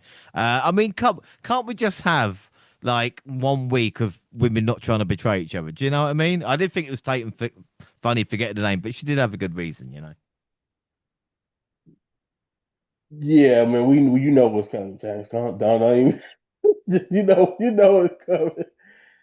Yeah, I'm with you, but like I'm not putting it past them. If it's one thing that's very WWE, it is betrayal. They are going. It's going to happen. And again, I don't know, but yeah, it was good to see the wheel. I love that. I love the concept of Tatum being this fighting champion and like easy. Rightfully, she is right. Like you don't need to do this. It's not really the smart way to go about this. Is which is true, but at the same time, the innocence there of like, oh, you're my friend. Just like, okay, yeah, we'll see how long that lasts. I've watched this movie before, but no, I will say though, I am that this was a very entertaining segment for the coloring, and I also thought this is very interesting because of what you mentioned earlier, James, about how you know it's very interesting that they kind of that Lola didn't win her title match, but obviously, Tatum was able to win, and then who's the first person that you want Tatum to kind of legitimize it? Oh, so yeah, Mm. interesting stuff. But yeah, I thought this was fine. Fine, nice, fine little segment to kind of explain the dynamics of our new champion going forward, which I don't mind. Well, speaking of the women's championship, the Evolve women's title was on the line when Kendall Gray defended against Lash Legend, but the champion didn't come along. She had Ren Sinclair in her corner. Sinclair helped give Gray some motivation. She hit a finisher for the win after Legend missed a running boot. I honestly thought Gray was a new member of Fatal Influence until Ren arrived, and I was like, oh, it's not her then. And at this point, I put Lash must be making her way up, which she did. So that was the end of That's Lash good. Legend NXT. I mean, she's got more potential on the main roster, hasn't she? Now, like, I mean, I you can mean, already see it. hmm, Like just in a few weeks, you can already, in my opinion, she's already kind of setting a tone for herself and for like the potential. We know she can talk. We know she can carry herself. So it's just like now it's about showcasing more of what she can do. And I do think so far on the main roster they're giving her the spotlight. But when this happened, I was just like, well, damn, man, she's never going to get any upward mobility in NXT. But look, she gets the ultimate upward mobility now. So. yeah. Cool. I'm good with that. If that was the plan, put over a young Kendall Gray, who, by the way, I've always kind of heard solid to pretty good things about Kendall. So hopefully, I don't know. They really need to get it together though. The way they do these, and I'm not opposed to Evolve. Don't get me wrong. I don't hate Evolve. I'm not opposed to them. Do your thing. I get it. It's just on a weekly basis for me. Like so, let me tell you, realistically, WWE or NXT wants me to keep up with AAA, Mm-hmm. Impact, Mm-hmm. Evolve. Mm-hmm. Maybe LFG, even have time. LFG. Yeah, maybe even have time to watch the stupid reality show. Yeah, exactly. Like what the? Like, come on, dog. Like And what? also Raw and SmackDown because NXT talent might pop up there. Like, think about it, man. Like, what? Who do you think I am, or any of these people are? Like, and again, maybe if you're a child, you still a kid, and I know the target audience a lot of times in wrestling can still be children that you have. But how much screen time do you think the kid even has at this point when you think about keeping up with absolutely everything? But yeah, I mean, But this is fine for what it was, but I just think that's ridiculous to me that they expect me to know a little bit about everything when it comes to all of these people who pop up in yeah. NXT. Well, no, the thing is, you say that my 5-year-old niece hated watching Blood and Guts with me the other day. I don't know what the problem was. Like, she's some wrestling, all was crying about Sky Blue. What are you talking about? What is wrong Anyway, with you guys? well, Why would you show? it's wrestling for kids, isn't it? Anyway, Chelsea Green was backstage with Ethan Page when Thea Hale said his name and he appeared. Yes, it's Joe Yeah. Hendry. And let's just remember, Ethan beat Joe with the NXT title on the line. So maybe it could be good for Joe to get revenge on Ethan Page or just become a comedy character. Who knows? Two friends Yeah. stepped in. Who knows? I hope so. Two friends stepped in the ring to see who's better when Taven Heights took on Miles Bourne, the former the NQCC teammates, which again is quite funny that they're still around, but the NQCC hasn't really been much, you know. I know Vince Sinclair's trying their best, and they did their best out there. Josh Briggs joined the commentary halfway through, with Heights went out the ring to confront him. Bourne ended up taking both men down with a dive over the top, and ended up getting the pin with an inside cradle that surprised his opponent. Briggs pulled Heights out the ring and they fought into the aisle. And when Williams showed up out of nowhere and hit Bourne with a chair, he called out Ricky Saints, which brought out the champion for another brawl. They do love fucking brawl on NXT, didn't they? And then we see Dame accompany Paxley to ring for a title defense against Vice. They started with simple headlock takeover. Fatal Influence showed up and attacked Dame at ringside. Vice and Paxley put the fight aside as a group surrounded the ring. Ref called for the bell when it broke down into a big fight. We knew the match wouldn't end without a title change. Plan to get thrown out though after a couple of minutes was, I think, disappointing. You know, and then of course more brawl. This NXT should be called brawl because that's all they did really. Yeah. Yeah.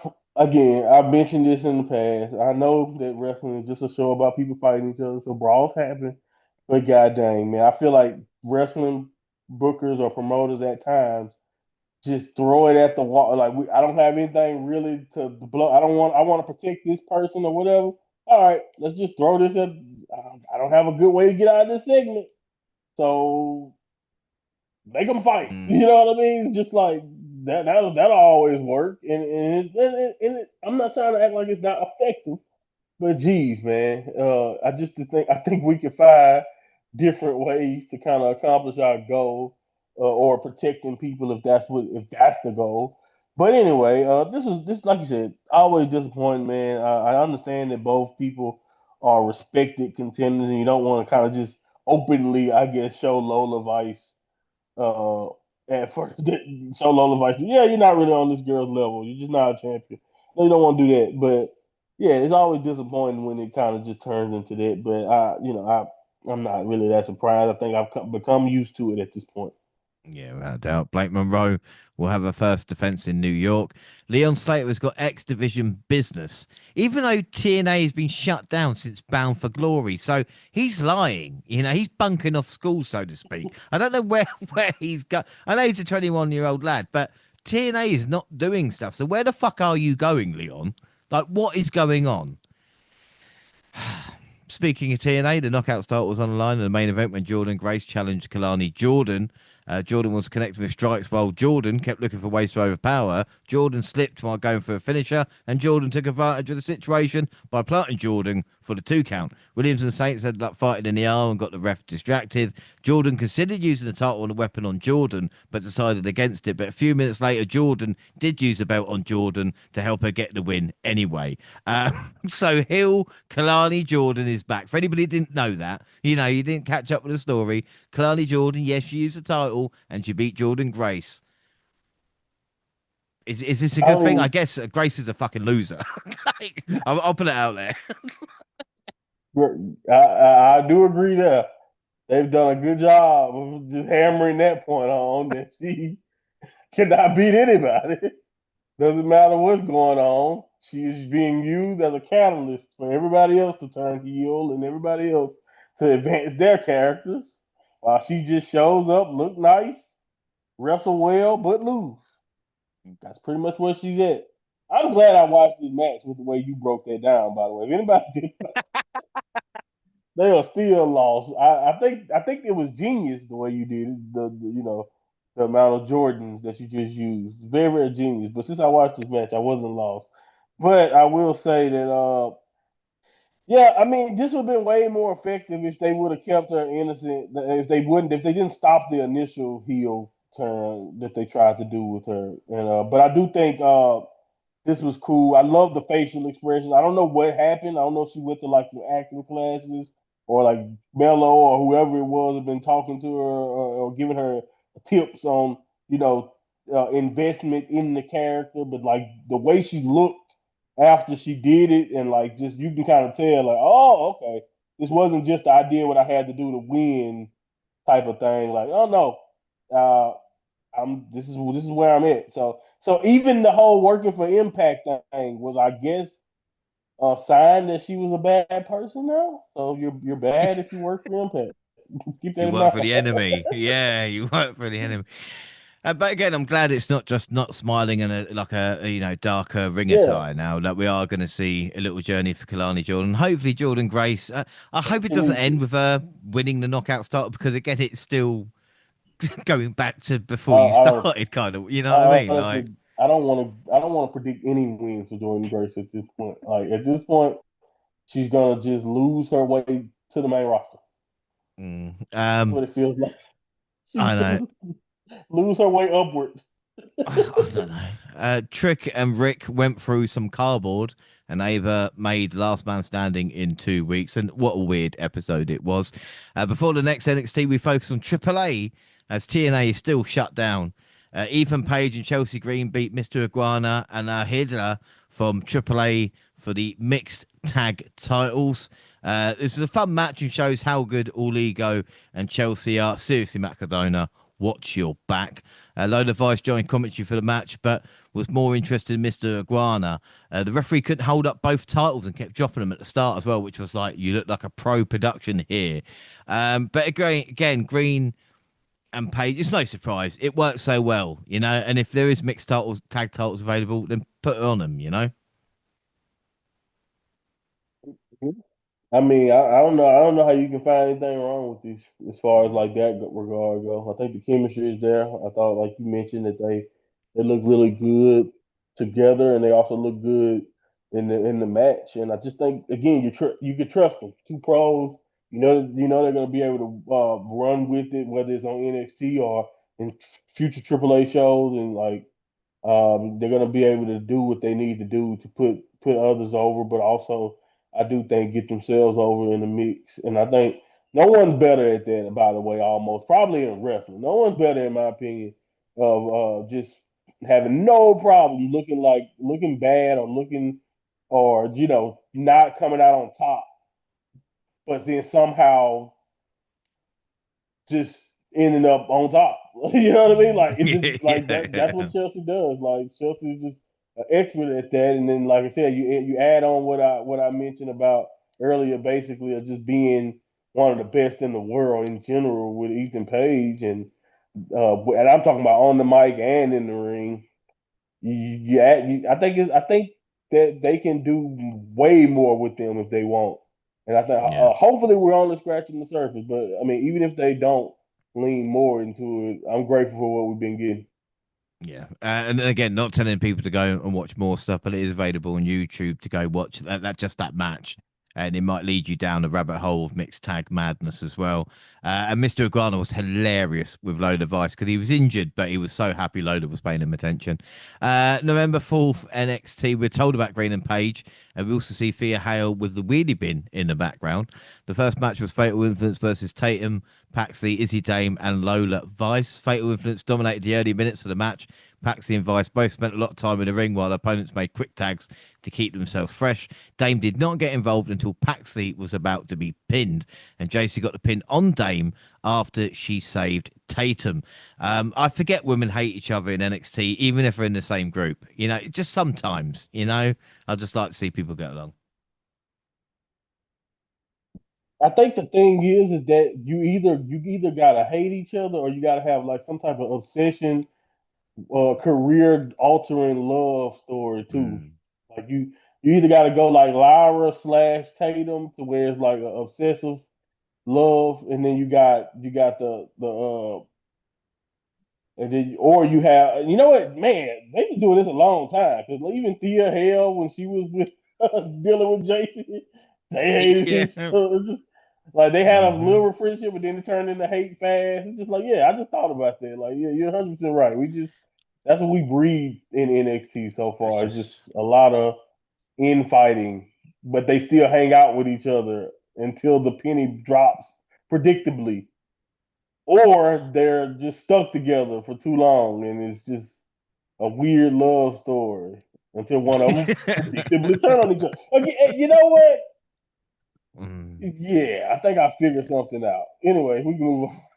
No, but the thing is, even the fatal influence thing, it's like even go back to toxic attraction. They weren't friends. Do you know what I mean? No, they Like they didn't. wanted. Do you know Yeah, what I mean? Like they it's didn't not get worked for a along. long So time. I mean, Roxanne and Cora J, like Yeah, I can go, we everybody. can go on forever. It really has always been this way. So yeah, The Americano showed up in NXT. Locker room leader Josh Briggs stepped up. As for the match, Americano ended up winning thanks to distraction of Tavian Heights and some interference from his fellow Grandes. Is this how far we've fallen in NXT? Clarny Jordan came to the ring for a promo. It was booed mercifully by the crowd. She questioned why the audience cheers for treated like Dom or Lola for going to AAA while booing her for doing the same thing they did. Knockouts champion was in non-title action when Jordan ended up having to face Tyra May Still after Ava booked the match. Still put up a good fight, but Jordan scored the victory. And we talked about Kalani Jordan, and I do wish she had just told the crowd to shut the fuck up and got an even bigger boo. Do you know what I mean? But I think yeah, that will come because she was like, I'm going to say the lines and I need to hit this promo. But it's like, no, let the crowd, and then you have that. You'll turn up the heat even more, so to speak. But she'll learn. She's getting there already. yeah. I think that comes with experience, man. I think that comes when you fully engrossed in the role and dealing with that, that heat. And I think that, like you said, that can only come the more she does it. I do think this is a first good step. I don't think them cheering Dawn. I do think cheering Dawn is a great premise, but I think you gotta go a little bit further. You gotta keep going off that, in my opinion, to hammer the point home of just like call the crowd legitimate, like the call, not just calling them out on the hypocrisy, but really being annoyed and calling them hypocrites, and just straight up insults can work also better in the promo. But I do think the promo was excellent from her, at least from a delivery, because it's not so much about what she's saying for me. Because I think what she says is always probably going to be structured to an extent because of her limited experience in that realm. But I think what it used to be is, even as a babyface at that time, that you just knew she was reading. Mm. And I think now, at least now, I am starting to see a little bit of her feeling like she's a part of it too. It's not like she's just reading off lines for what Kaylani is supposed to feel. It feels like she is starting to kind of lean into actually portraying those feelings on screen, and that's the big step for her, in my opinion. I do think everything else will come with more experience. So hopefully, Yeah. we're just getting started with this. No, but like you said, it's in with the carrying cross stuff we had at the start of the year, or even giving someone like Mello and Mike now and using that experience, that frustration that you've got genuinely, and turning it Yeah, into, you know what I mean, that character and use it. All the best do it, don't they? They use that frustration and it comes out. Trick Williams and Ricky Saints had a split screen promo exchange. It's been sometimes done in interview format, but there was nobody asking questions this time. It was them talking trash while sitting in different rooms. They eventually got angry and went to find each other for a fight. And I thought Trick might have had the edge in these promos over Ricky.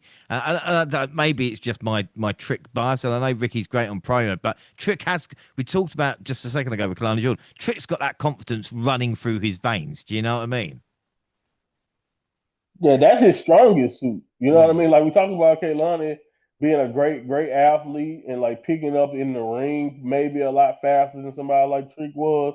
But like I do think like that's the stuff you don't teach. The belief and the way it just sounds like no matter what Trick says, no matter how many times he loses or whatever it may be, he believes he is this guy, this character, this Trick Williams.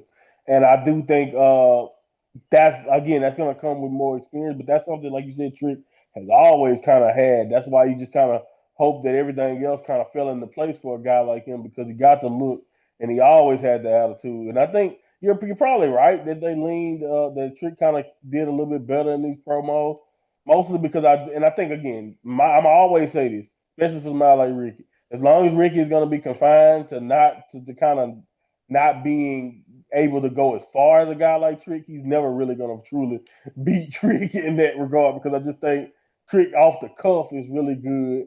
But I just think the freedom of being a heel, just like I know WWE, Yeah.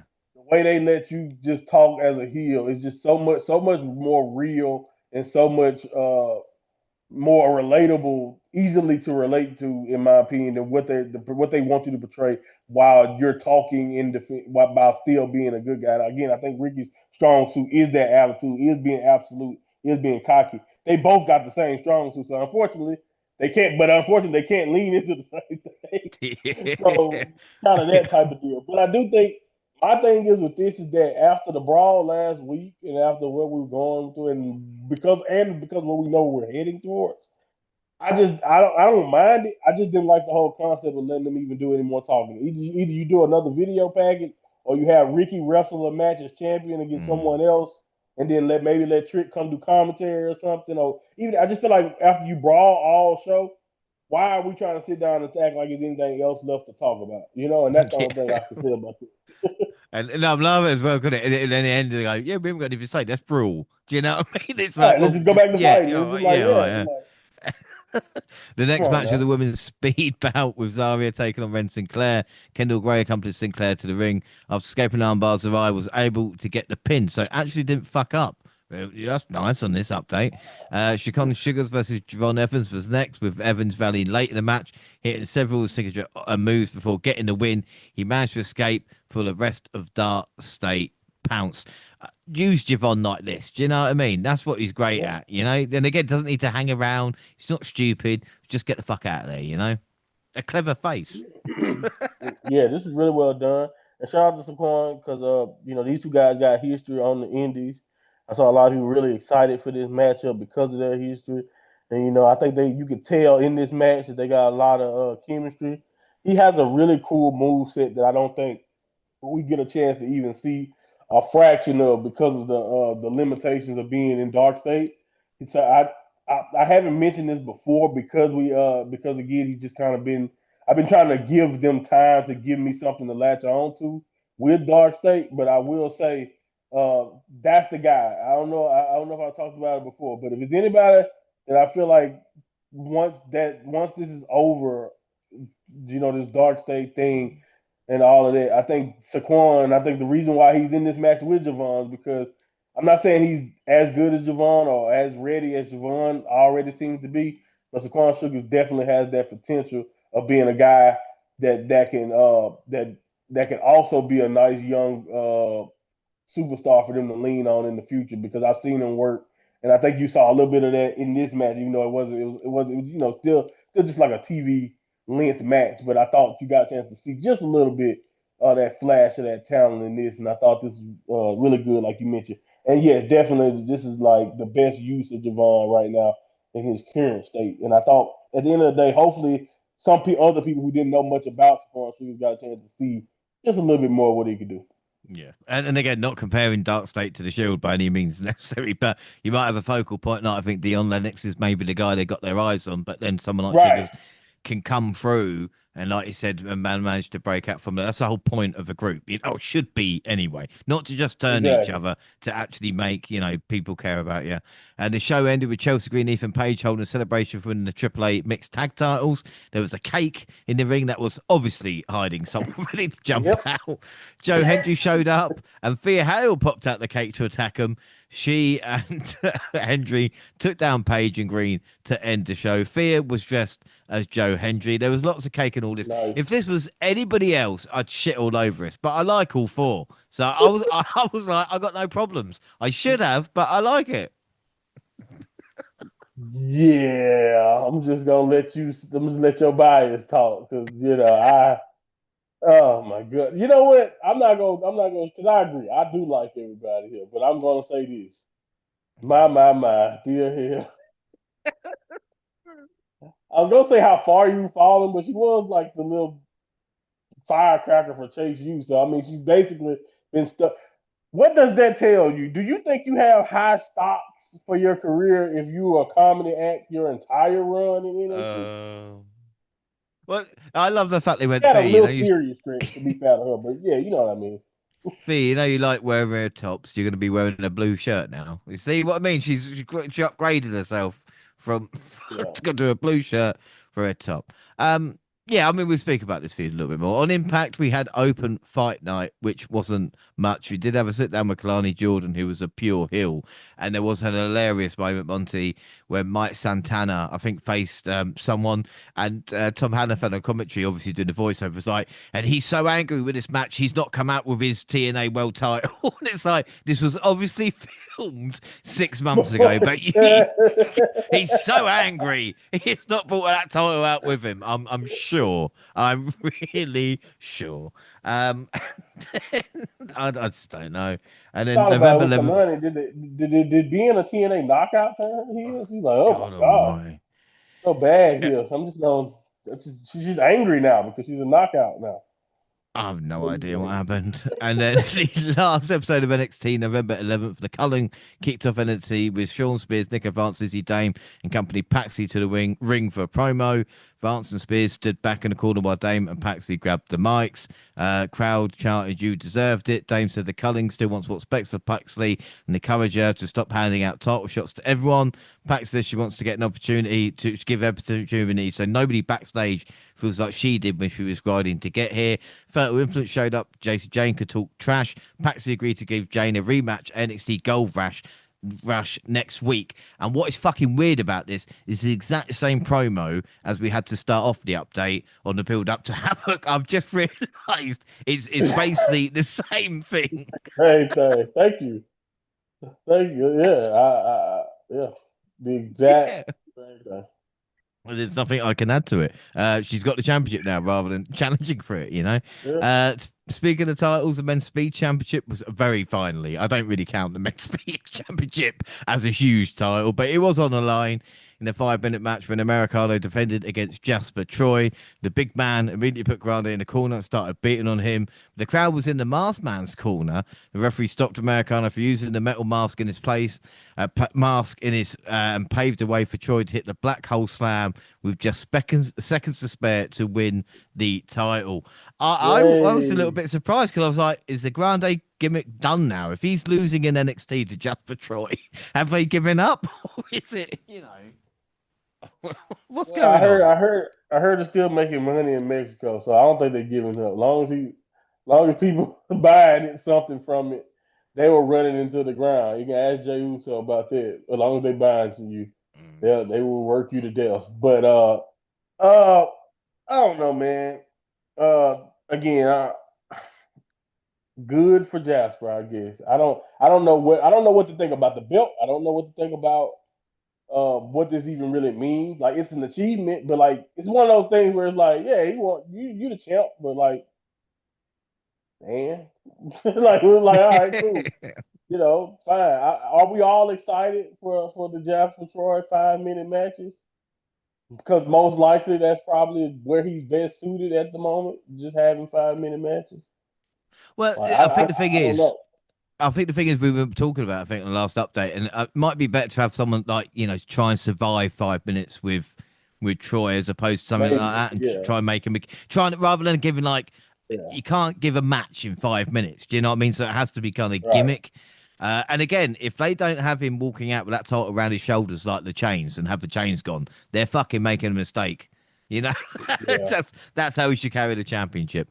I didn't think we are going to speak about Jasper Troy as much as we did today, but we'll move on to Joe Hendry, who was at ringside to support Thea Hale in a match against Alba Fire, who of course had Chelsea Green and Ethan Page in her corner. Hale had the match in hand when All Ego decided to get on the apron to provide a distraction. All hell broke loose and everyone started fighting at ringside. A brawl, really, on NXT. Hale was able to get the pin with a sunset flip during the chaos. I I didn't mean, know some they people still might do not that. like it. Yeah, no, some people are like, I'm happy with it. Thea gets a win, probably her first win in a couple of years as well, you know? You might be bang on right there because I don't remember last the last time she won. Nice. I agree Mm. with you. This was I hate that this is where the former KLR, famous, every time I look at what Albo or Kaylee Ray is I now, it's just know. kind of it do kind of sucks in that regard because we just know how dominant she was. But I forgot. We supposed to purge all that from our memory. You know why, Jay? That happened where? NXT Yeah, UK. It never happened. yeah, It NXT never doesn't exist. happened. Yeah. Yeah, so who cares what happened that never happened? It never happened. So, Mm. Gunther and Rhea Ripley, Pete Dunne, Dragunov, they all popped up out of nowhere. I know All of it's them. crazy. Man, I can't So believe it. So Ruka is cleared to face Blake at Gold Rush. Blake Monroe interviewed herself in a backstage segment when he shot side to side. It did pretty well to look like she was having a conversation with her darker self. But I want to speak to you about Soulfing because again, it Right. seems a bit weird that she's cleared now to face Blake when it was only what 4 or 5 weeks. Do you know what I mean? Again, Yeah. I still can't trust anybody, but it's just if they've done it for story, we shall see. You know. Yeah, I just don't know. I don't know what we gain. What do we get out of this for storyline purposes? I mean, I guess maybe you can kind of twist it and be like, I was. It was a test to see if you can carry your weight. I guess, and you didn't. You lost. Blah blah. I don't know. Maybe you can work it out some type of way if it is a storyline. But like I said, maybe it was just a legit minor thing to where they just didn't feel like if they didn't want to make the risk making something Mm. worse, and they just went with this. But I'm with you. It is kind of weird. And like I said, screw Seth Rollins. He's just kind of ruined wrestling injuries in that way, I know. unless you come back legitimately. I don't know what you gotta do now because we can't even believe crutches anymore. Ain't that I'm something? not gonna be shit. I ain't gonna be even if you send a picture of a fucking hospital bed, I'll be like, that's a fake fucking. Do you know what I mean? Like, no matter what they do, yeah, it's gonna be weird because the issue with that, and again, not to go into much detail, but when we have a serious injury, and God forbid, do you know what I mean? But the Right, fans will be like, well, what the fuck then? And then we have right, to be, oh no, this is real. This is not part of the show, kind of bullshit. Rather than, you know what I mean, treating the yeah. fans with It's some respect to dangerous. go like bad things do happen sometimes. You know what I mean? It's Right. not all entertainment. But then again, that's WWE shtick, isn't it? I suppose. Yeah, Um, it's a dangerous rabbit hole. Dangerous rabbit hole. mm. Javon Right. Evans came to the ring for a promo with Leon Slater on the screen because he's not able to be there in person or so we thought. I don't think Leon Slater's ever been on the video link because the way he was so excited, it's like he'd never. It's like, yeah, man, that's like sick. I can do that because I'm English, obviously with that accent. Dark State showed up to attack Slater. Showed up to attack, but Slater arrived and helped Evans get one over them, which again is nice because the faces seem clever over dark. So even I'm like, yeah, that means you're fucking not winning now, isn't it? Do you know what I mean? Yeah. Yeah, it's not looking good. Well, good Um, luck, guy. we'll see what happens. Skylar Ray You made never her know. NXT. Yeah, you don't know. Skylar Ray made her NXT debut following her win in LFG season 2. I only know this because they told me. Her first opponent was Fallon Henley, and this was a speed tournament match with a 3-minute time limit, which she lost. Tavian Heights faced Josh Briggs in what was billed as a grudge match. Heights Whoa, managed to Josh pull a Briggs. Heights managed to put off a victory, but it's clearly not the end of the story. And then the main event was the last man standing match for the NXT title between Ricky Saints and Trick Williams. Trick tried using a kendo stick right away, but Saints managed to avoid his shots and steal it with him so he can load on it. The champ sent his challenger out of the ring and started grabbing weapons.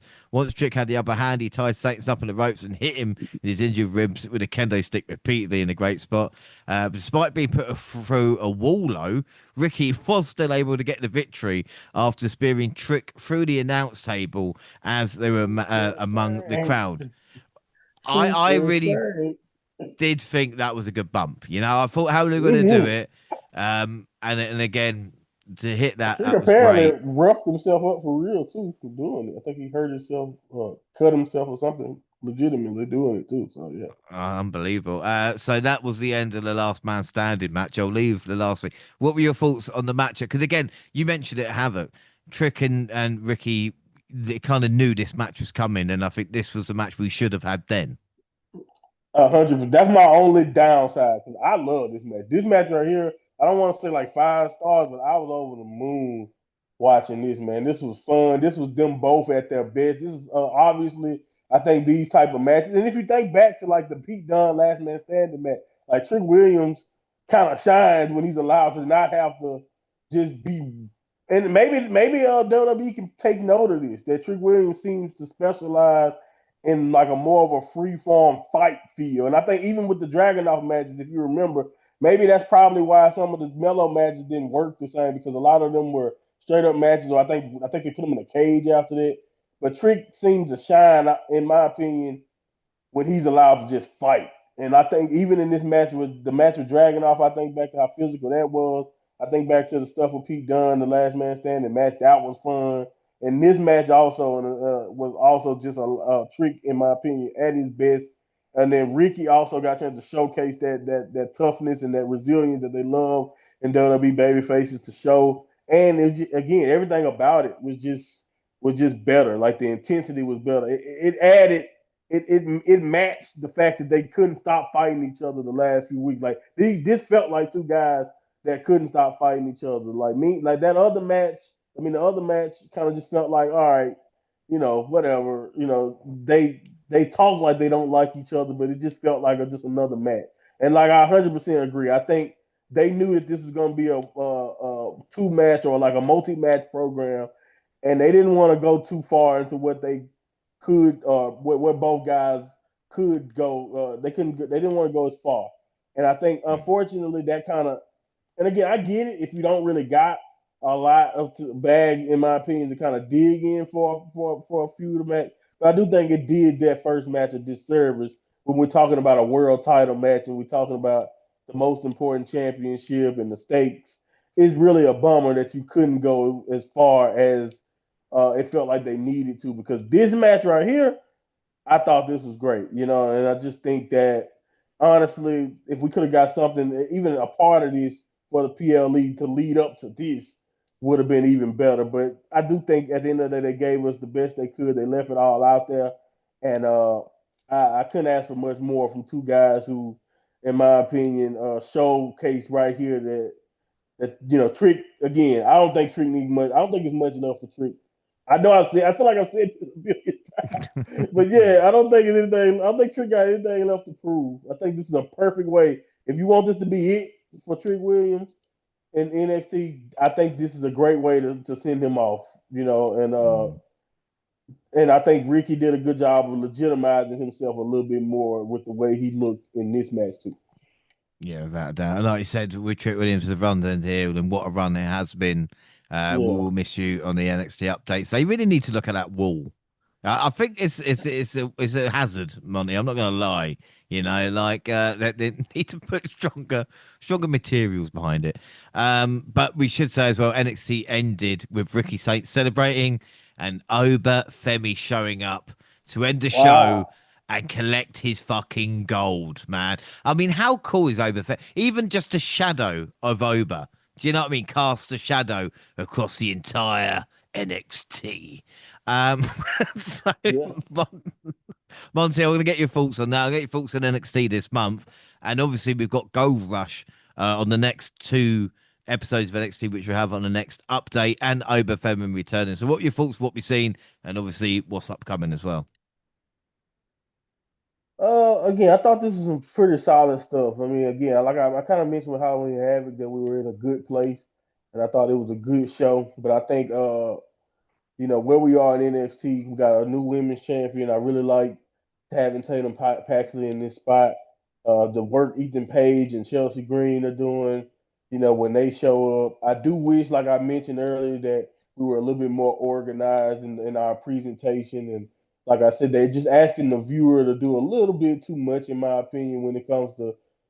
I don't think they're asking you to do it. I just think if you want to be as informed as you're going to be, like even the like you mentioned, the Skylar Ray debut and all of that. It's just people are coming out of the woodwork out of nowhere, and you just kind of got to keep up with what's going on and who these people are and why they're here and how are they here. Are they Impact? Is this a Triple A talent? Is this? Is this that? Is this a regular NXT call up? Like what's going on? Sometimes can be a little bit confusing. And I do love that. Like I said, I love how the shows kind of come together in like a fever pitch. I always like that, but I don't think that helps when I don't know where everybody is coming from. Like sometimes it's just like, what the hell? Who is this? Who is that? Who's that? Like every other show, I'm looking at somebody and I'm like, okay, I heard that name before. What do I like? Who is this? Like, what do I? Why do I care about this? And I do think that sometimes can be a little bit off-putting if you're watching the show. Like I was watching someone with my wife who don't watch all the time, and it's just like she's asking me every other question in the world. I'm just like, I can only imagine what somebody who's casual, who don't Mm. catch NXT all the time, popping in, just like, let me see what NXT up to, and you're just like, what the hell is this? Who is that? And blah blah blah. So that I wish we kind of did a little bit better with. I do understand when you because of the Impact relationship, because of WWE's relationship with Triple A, and they want it seems like they want NXT more so than the main roster to be a little bit reflective of those relationships, even like even more so than like anything else, and that's fine. But again, I do think it can be very confusing. But I think some of the weak spots are still the weak spots. I'm excited to see what Oba brings to the table. I'm not sure if this is going to just set up another Ricky rematch. Is he going to get back his championship? Does like how much? Look, like I mentioned with Trick, I kind of said this. If this was it for Oba when he lost his belt, Oba don't really have much left to prove. So what are we going to do? What's going to be different? What reason do we have to have Oba here? Is this just a program with Ricky on his way out? Is it I'm really excited to see. Are we going to get a gold rush match? Title match the second week now because they do have enough time maybe to set that up if they want. I don't know. I'm excited though to see what happens in that regard. But I do think overall we have some good. We're in a good place in NXT, but I do think we still have the same. We do also still have the same like glaring issue, like we mentioned in the tag division, and just like the consistency throughout the male side of the roster. But we got a lot going on in NXT in general, and that can be a good thing sometimes, but it also can be a very confusing thing.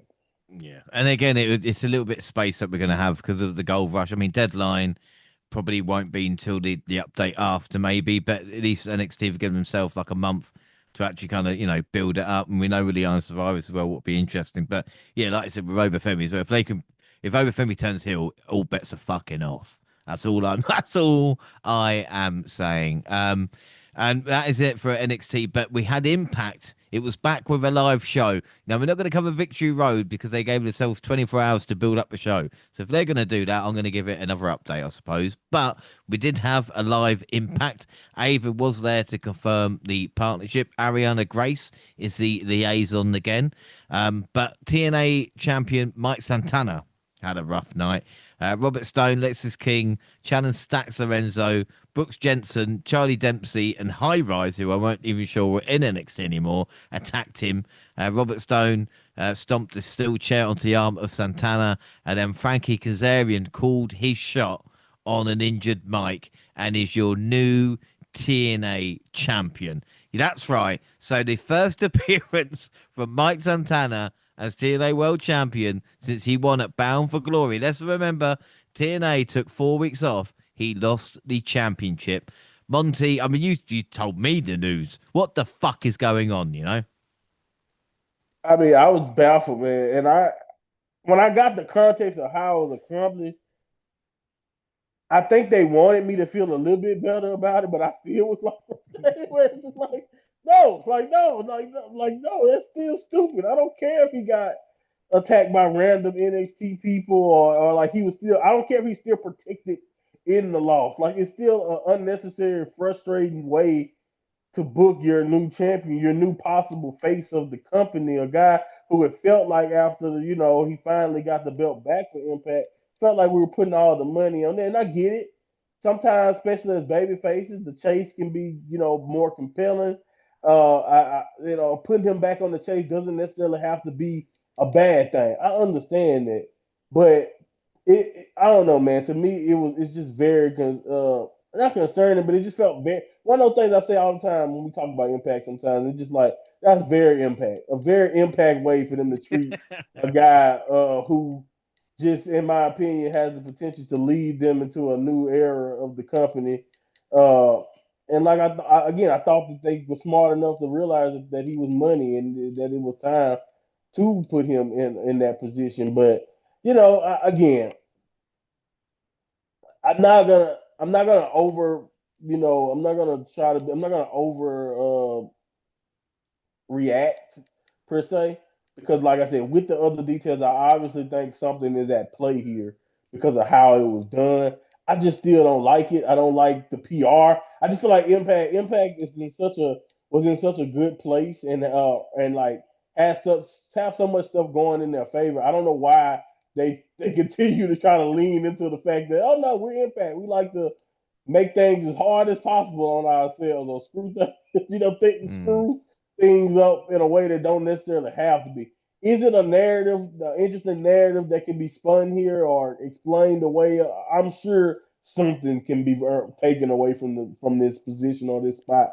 But either way, go. I just feel like it's unnecessary, and I don't really like it. And I think the way it was done kind of make it more. If you tease it maybe for a month, or maybe not even tease it, if you let him be on TV, defend his title maybe a little bit, or at least, like you said, appear on the show as champion, and then it happens, maybe a couple of tapings in, and it's just like a shock thing. All right, cool, but like you said, to barely even present him as champion, to have it go that way, initially, and then right after it on the next TV taping or whatever, or next Impact, we want to try to make it seem like, he potentially no showing the event, and it's just like, Mm. why do you want that to be? Why is that? Who wants the headline to be our world champion is no showing, our former world champion or face of the company is no showing this event, and they're literally trying to get pundits out there to lie about it and say that he's really not there when in reality is like apparently a work or whatever. Like, how much sense do they make? Who only Impact think that that's good PR. That's good, and I get it. Some people believe as long as maybe Impact is to that point was like, as long as they're talking about us, it's good. But Impact is rarely ever consistently in a good light, and I just don't understand we why Impact continues to try to put themselves in them situations. If you know what I mean, I don't get it. No, it's like you take a friend, you take him to a party with it, and he has trouble drinking. You know what I mean, or he calls a Yeah. bit, and you think, yeah, he's not gonna cause that much trouble around here. And then you look round, he's taking a shit in a corner. That's basically what TNA is doing. Like again, to have their biggest show, with they're calling it, in their history, and then have 4 weeks cooling off period. Is incredibly stupid, in my opinion. Yeah. Even TNA wrestlers were questioning. Musa was questioning it, and he's got told by Carlos Silva that no, there's a plan. What plan that was, I don't know. Again, I can understand Mike as chasing the title, but again, you wouldn't have someone lose the night after WrestleMania. Do you know what I mean? Right. And if you'd have the story continue, and again, people complain if it happened at Slammiversary. If Mike had won at Slammiversary, then he could have actually had a run now. Um, and Yes. and, And and that's what makes it even more baffling. Like if you just did it when you yeah. were supposed to do it, then this Kazarian doing it when he did would make a little bit more sense. But now it's just again, yeah, it's just Yeah, I don't they're know, not man. not striking when the iron's hot. When they do have something, they seem to fuck it up as well. Do you know what I mean? Even with the Joe Hendry title feud, I know with Joe Hendry there was WWE and stuff like that here, and that's what's crazy about the rumors of like, well, Santana's going to leave TNA, and it's like, no, I think this was their plan. Like, you know what I mean? And like you said, now Santana's going to be like an NXT hunter, but it's the worst wrestlers in NXT apart from Charlie Dempsey. Do you know what I And mean? and Like, that's oh my gosh, like that's another thing. Like, all right, if Trick or like you telling me we got yeah, some, yeah, whatever, whoever you want to list there, and I understand the NXT's men's roster at this point is like again, it's not their strong suit. So that show you right there that it's probably not the best idea because you only got a select few guys that it would actually be convincing, in my opinion, for or that it would actually look good for him to do this. But yes, exactly. You literally got people looking at the clip of him getting attacked, and they're just highlighting how is that. Oh, the only guy I recognize there is William Regal's son and yeah. Ben Pillman. I think it's just like, oh my god, like you got people notably pointing out that, like you said, that these are not even the top class of NXT. So not only is it developmental still, owning your champion, it's not like you said, it's not even the best of developmental of WWE. So it Yeah. just looked bad altogether, man.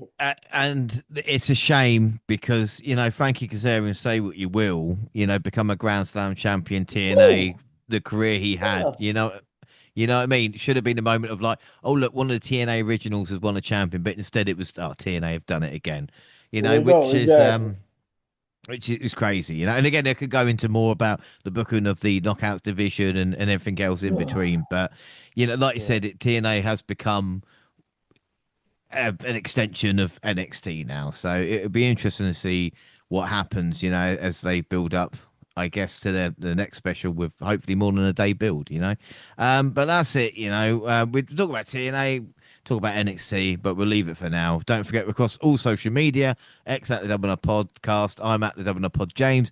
You can find the entire WNR team on the banner. Monty, where can people find and follow you? At House of Torture, at Mind Pod. Double also on Facebook and Instagram. Send us an email to podcast@gmail.com and YouTube, the WNR podcast. We'll be celebrating 10 years of the WNR with shorts, universe mode, and clips from any event we go to. And of course, the podcast is live on YouTube and also on SoundCloud on your phone, also Spotify and iTunes, where you can download, subscribe, rate, and review there. So that is it. Our next episode, and Monty, you'll be happy about this. It is the New Japan catch up. So finally, you'll be with your House of Torture members. Yes, not only in spirit, I will actually be there. I'm traveling back to the House of Torture just for that show. So I'll let you know. I might have travel issues. We'll see what happens. Well, until then, I've been James Reynolds, always joined by the mind of Monty. Monty, thank you for joining me again for another NXT update. No problem. Well, that's it. He used to, back in the day, Monty used to be like, oh, no, it's a pleasure to be here. Now he just wants to get out and get done. I appreciate that. I understand. I know.